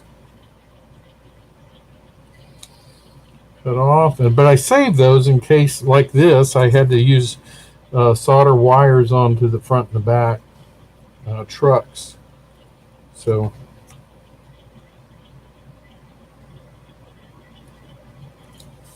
once again, I've got my solder laying across the rails. I got to stop doing that. Okay. So let's get this done. Let's get the orange and the gray wire soldered up.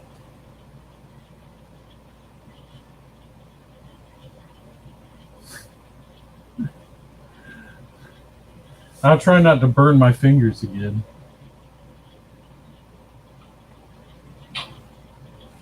That's a good idea, Martin.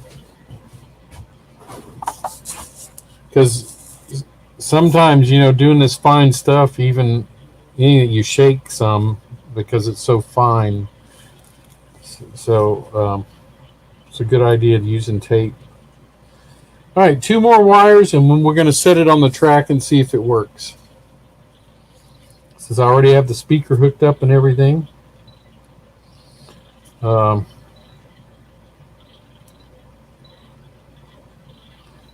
I need now is the orange and the gray wire.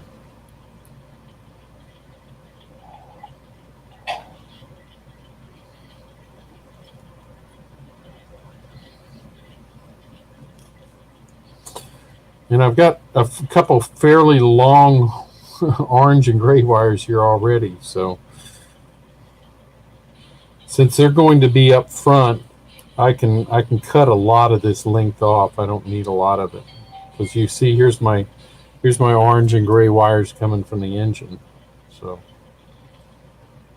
I don't want to cut everything off, but probably about half the length on the decoder I can cut off. And then I'm going to cut off a little bit here as well. There we go. I want to cut off as much as I can to make it neat, but I don't want to cripple myself either. So I'm real careful about how much I leave on there.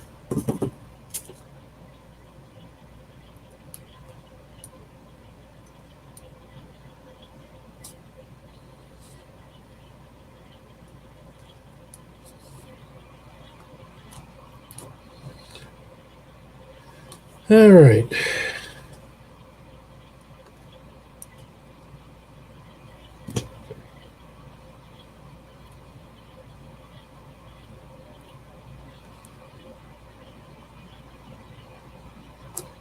Little flux on the end of everything.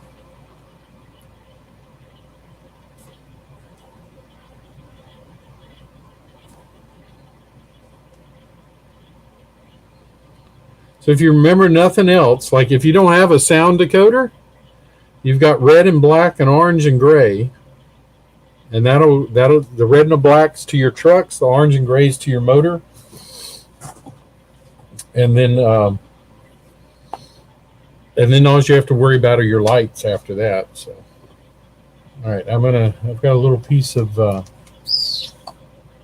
I did have a little piece of heat shrink laying here somewhere. No telling where it went to. There it is. It's hiding. It's hiding. All right, let me go ahead and tin my wires.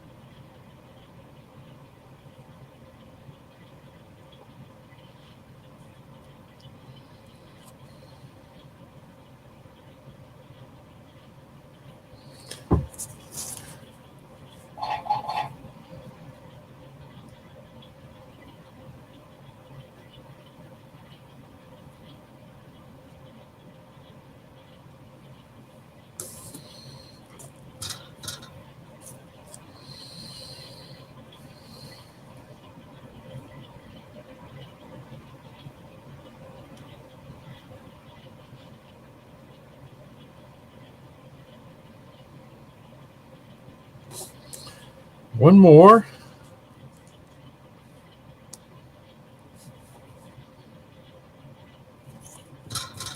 Always want to keep your tip of your soldering iron nice and shiny.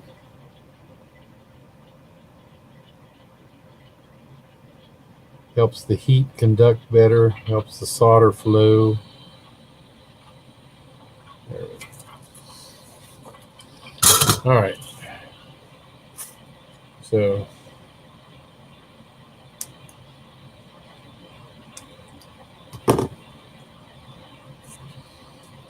that's good. Now all I got to do is solder gray to gray and orange to orange.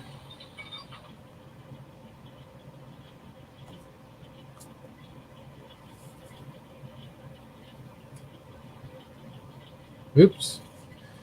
I want to make sure I put my heat shrink on there first,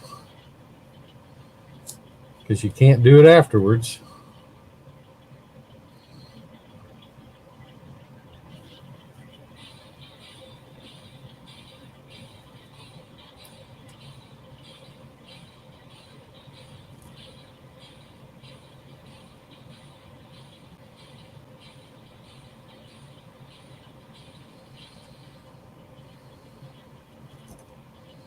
Yeah, it is hard to twist these wires together. These tiny little wires, they don't want to twist for some reason. Track detector. Milestone 3.2.3. No defect. Detector out.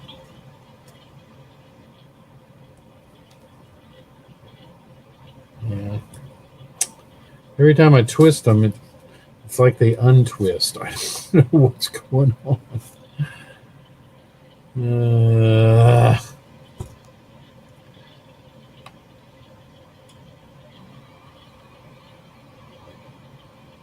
All right, I think that's good. I think it's good enough anyway.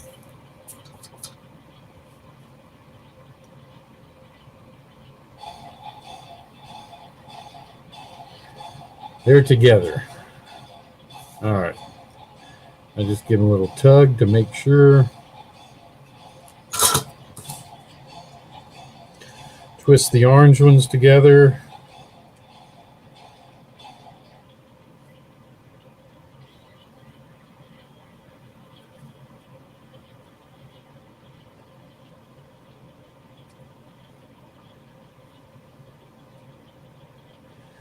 Now, I'm not going to do the heat shrink yet.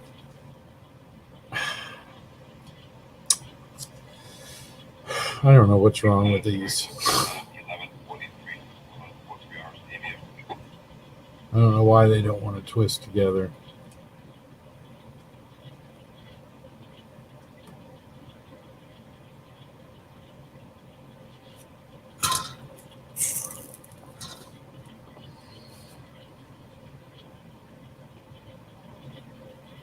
Yeah, see, I knew that would happen. So, because they're not twisting together, they're not going to solder together.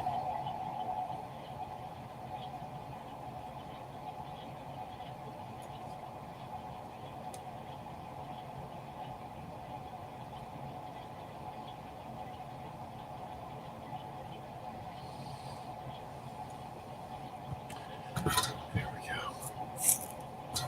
Now, the reason I'm not putting the heat shrink on these yet is a very good reason. Because when you put this on here, if one of the wires is backwards, the engine will run backwards when it's supposed to be running forward. So I don't heat shrink the wires yet on the motors in case I have to swap them. So, but let's see how we've done so far. All right, so just put this on here. Oh, I hear sound.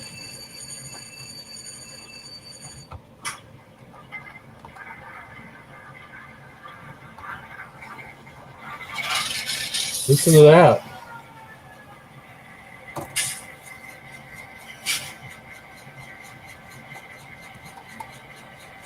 How about that? Okay, so I have to do something real quick. I don't have an isolated programming track, so let me just take all my engines off of my track right now. I gotta take all my engines off real quick.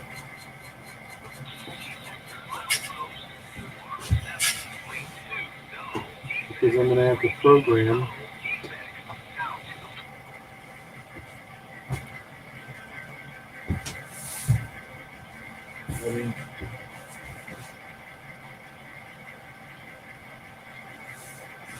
All right.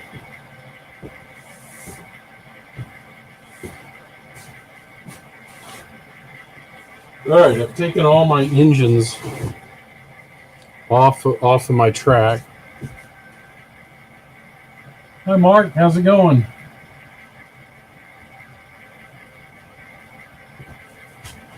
So let me get my thing here, my NCE throttle, and I'm going to set it to use program track.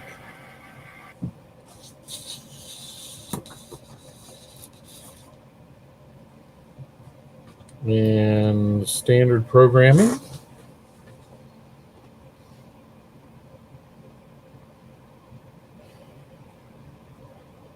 It sees the decoder version.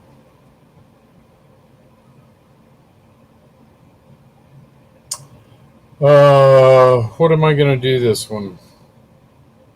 This is going to be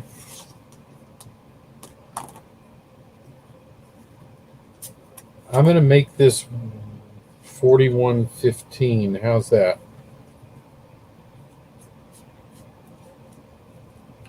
Does that sound good to you guys?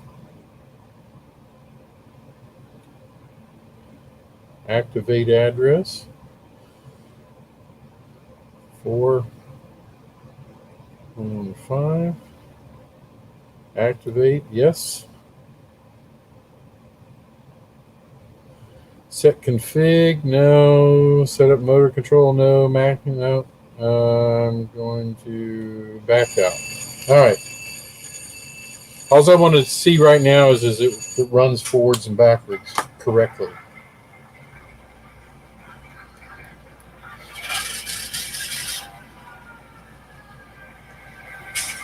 Look at that. It's going forward.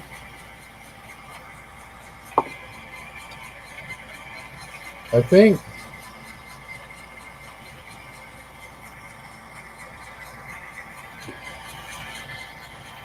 All right.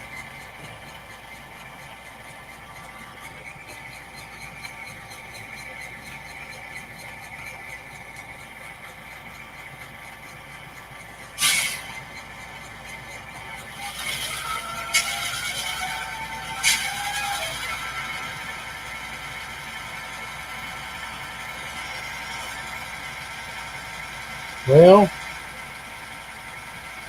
I got a problem, don't I?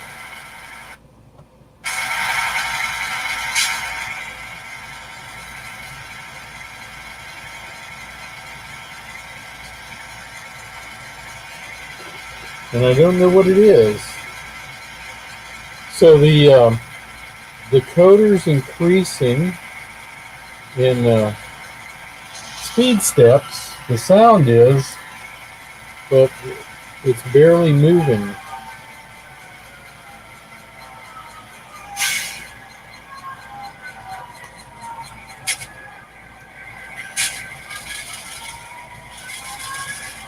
Like when I first do like speed step 10 and then 20, it'll start to move and then it won't.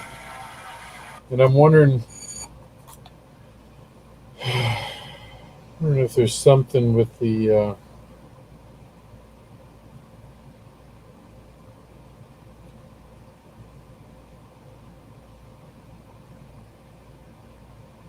weight.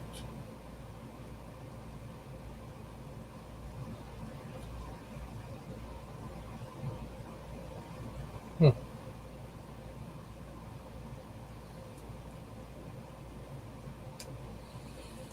It's very odd.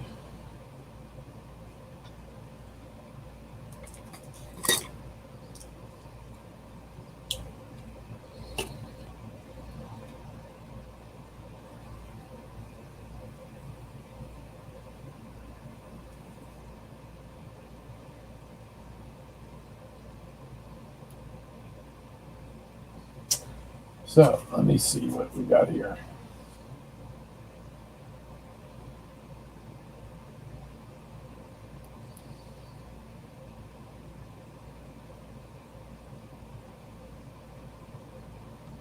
Okay, so it's all on the correct way. Ah, I bet that was it. Let me see what happens.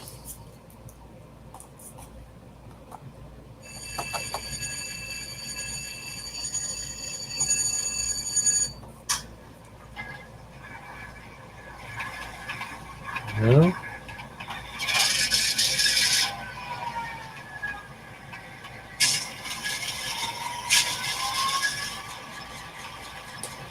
So for some reason the motor's not turning freely.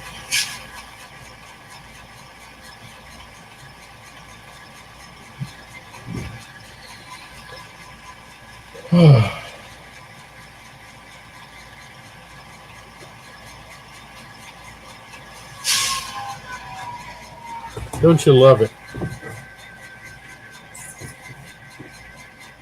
Yeah, it sounds good.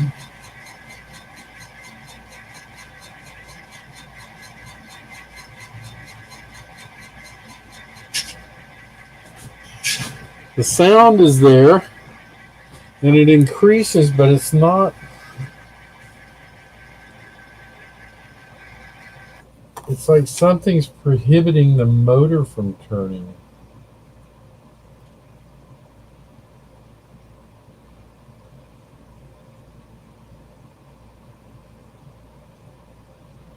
You know what I'm going to do?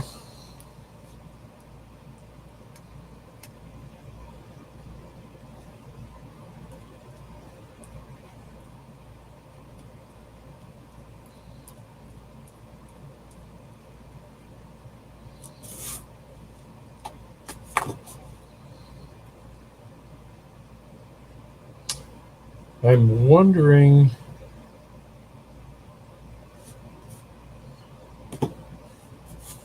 I wonder if the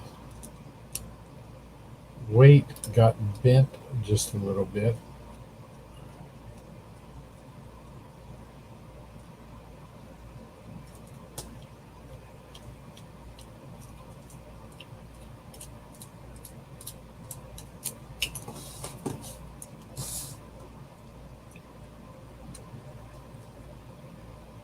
When I was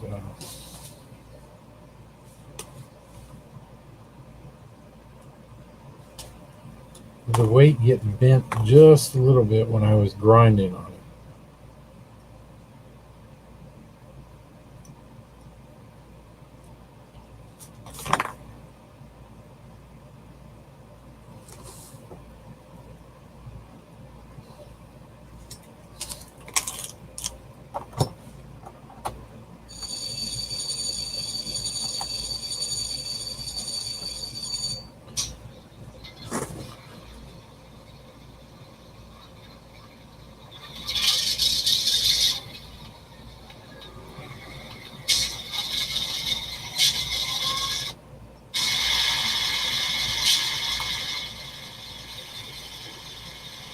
Huh.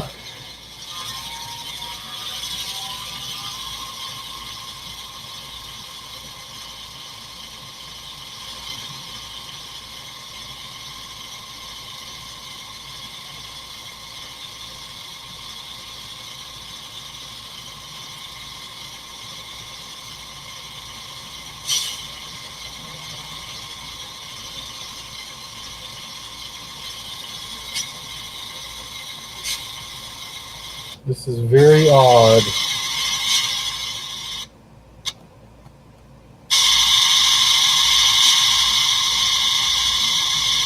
I've never had this happen. Of course. It's because I'm doing a live stream.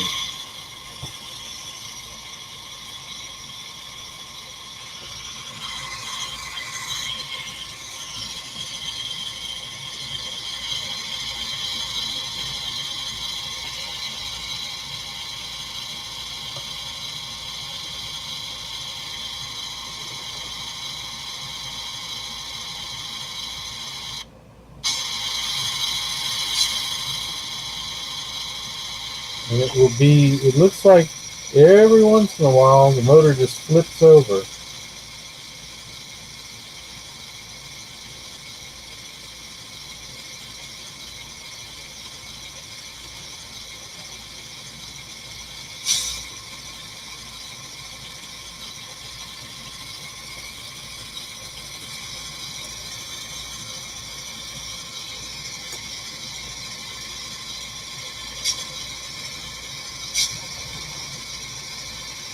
So I don't know what's happening. It's not grounding out. So I mean the sound and all is working just perfectly.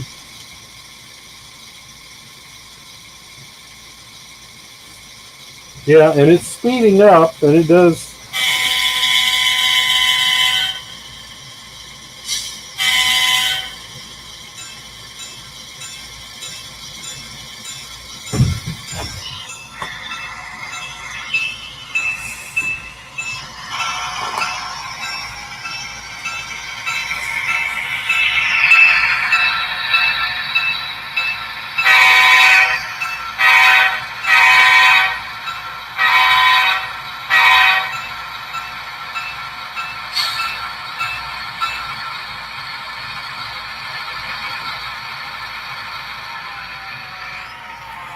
So everything responds except for the motor, and the motor just kind of turns when I. Hey, Split Rock, how's it going? Yeah, but Wilmer, if you pay somebody to do this, then you miss out on all the fun of trying to figure these things out. So, what could be wrong? Everything responds perfectly except the motor just barely turns.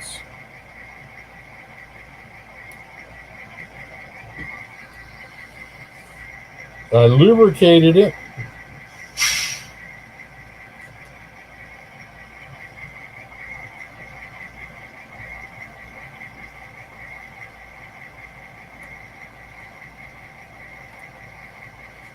Okay, the motor turns freely.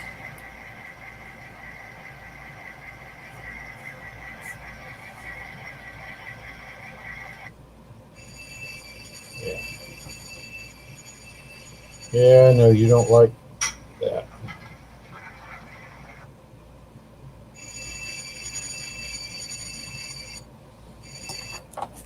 All right, so the motor turns freely.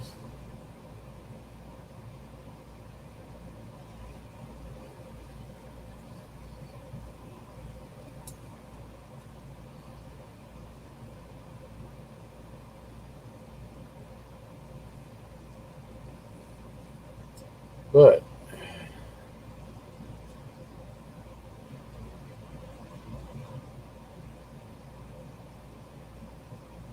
all right.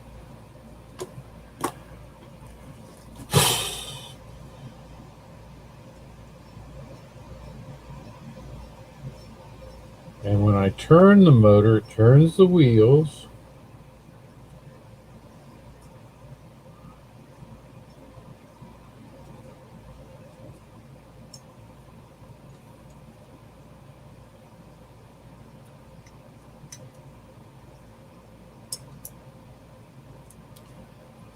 Trucks turn freely.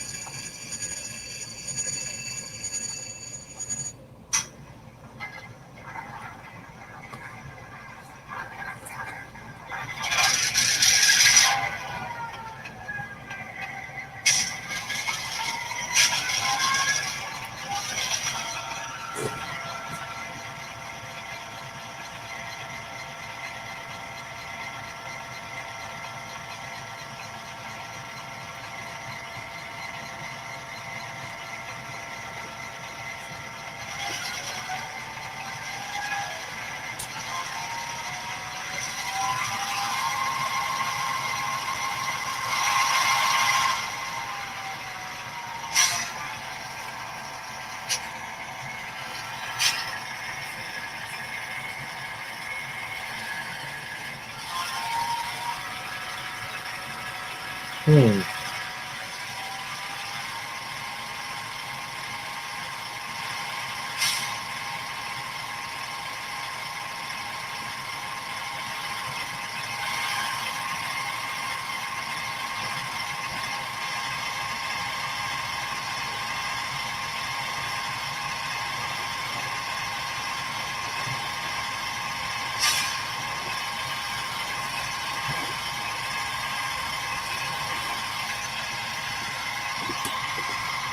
Has it just been sitting in the box so long that it's frozen up?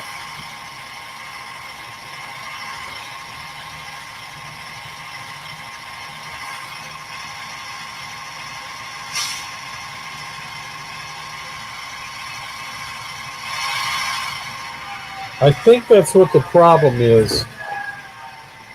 I think that this motor's just been sitting in the box since 1997. So what I'm going to have to do, yeah, split rod, but this is a brand new install. I just installed it and programmed it, so I know it's not. That. I have. Let me take this off. It's kind of stretching. So let's see. I've done the gears. Do I have any oil? Do.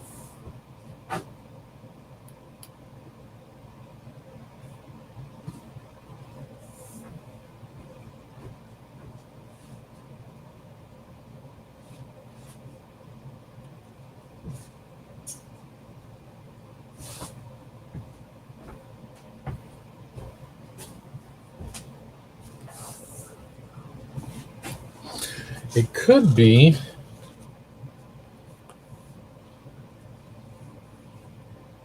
could be the problem.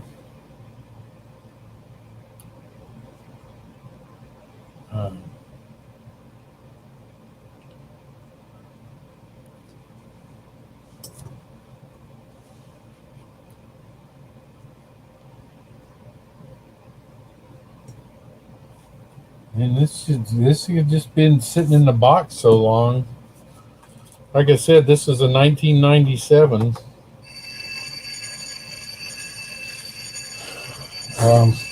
And it's been sitting in the box. It's new old stock. So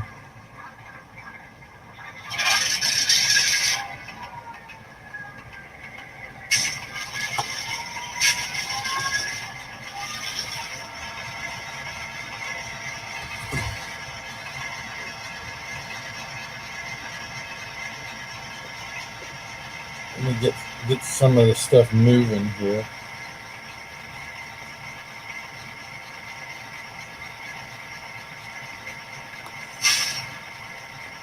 Yep, that's what it is. The motor's just frozen up.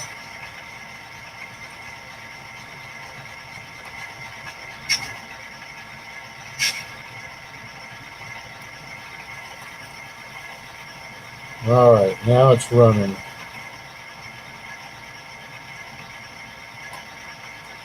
Just a little bit. I'll let it lube itself thoroughly. Wow, I've never had that happen even on old stuff like this.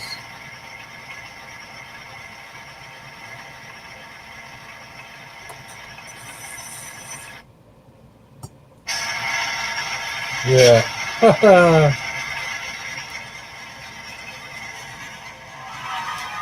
There we go. Good job, Jack. He wins the prize.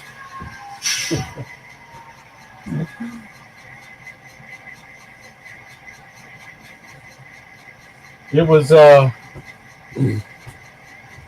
that's what it was. It was just it just needed some lubrication.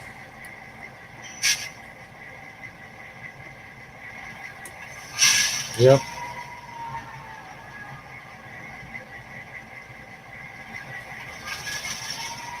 It's still gonna need to. It's still gonna need to run some more.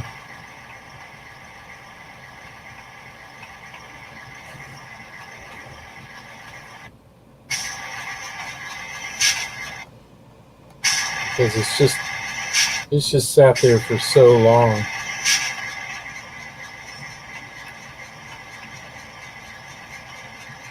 Without any.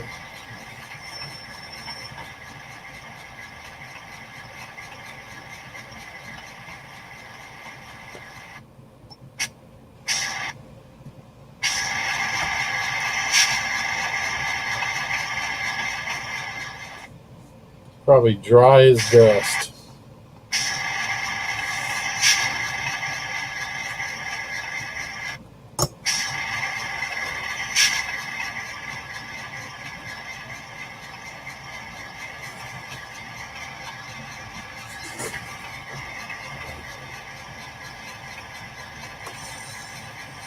Yeah, so a lesson, if you get new old stock, you might have to lube it up good.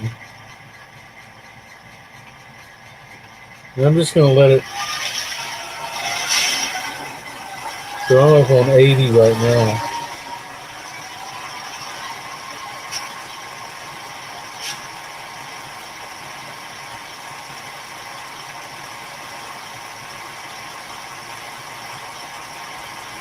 There we go.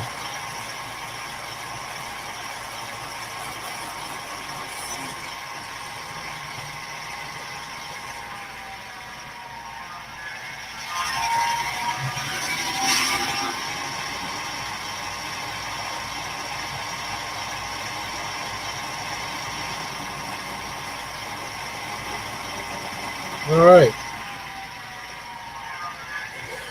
So we got it done. The only thing left I've got to do is wire the lights, and I'm not going to do that tonight, but just so you know, the headlight, the common is the blue, so one lead will go to the blue and one to the white, and then the yellow's the backup light, so one lead of it goes to the yellow and the other to the blue. Now I have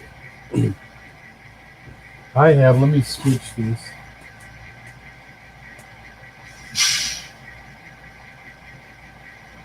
Let me switch cameras in this.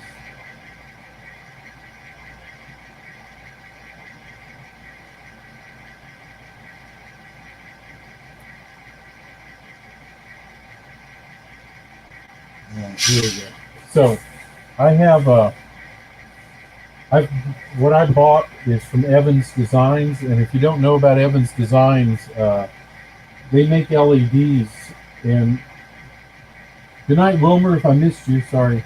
The Evans Design LEDs have a bridge rectifier on them, and also they come with the bridge rectifier and the resistor, and so you can hook them up either way. And that's why I like using those LEDs from Evans Designs, because, like I said, they've already got the resistor and the bridge rectifier on them, and you can hook them up to either wire. It doesn't matter which way you hook it up. So,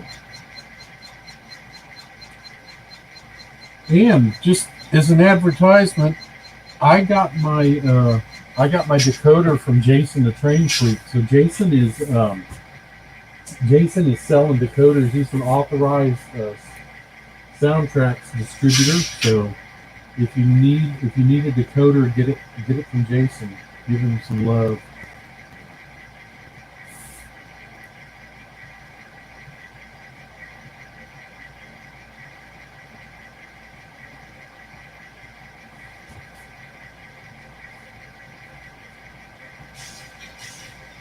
Yeah, Randall, I guess hopefully.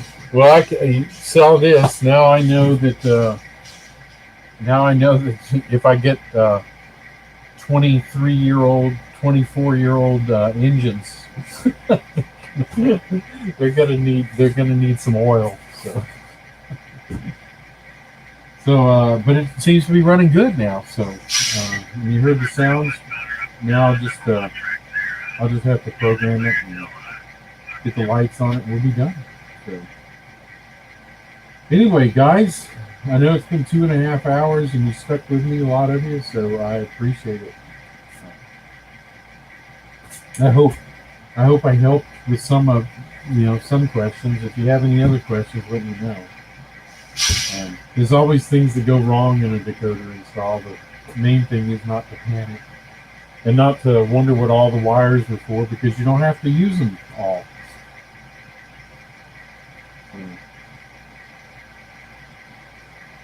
Yeah, Martin. I've never used an ESU decoder. I've got half of my engines have Tsunami2s and the other half have TCS decoders, and I find all the sounds I need on them are just fine. So that's why I've always gone with them.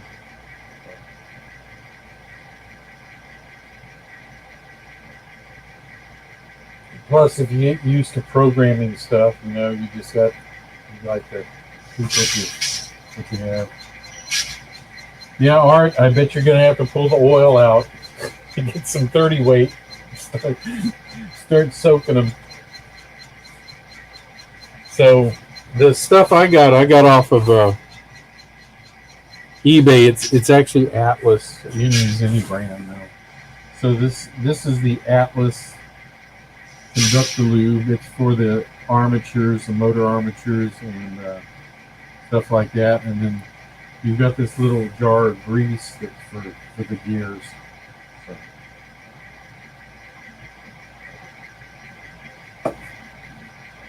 So this is this lubricant's for the motor. It says communicators and brushes, but I don't think that's the right word. I think commutator is the right word. I don't think communicator doesn't sound right.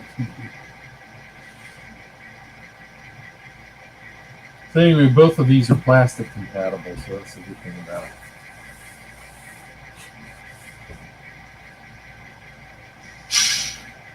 Yeah, you might have to chisel the old lube out of it. So.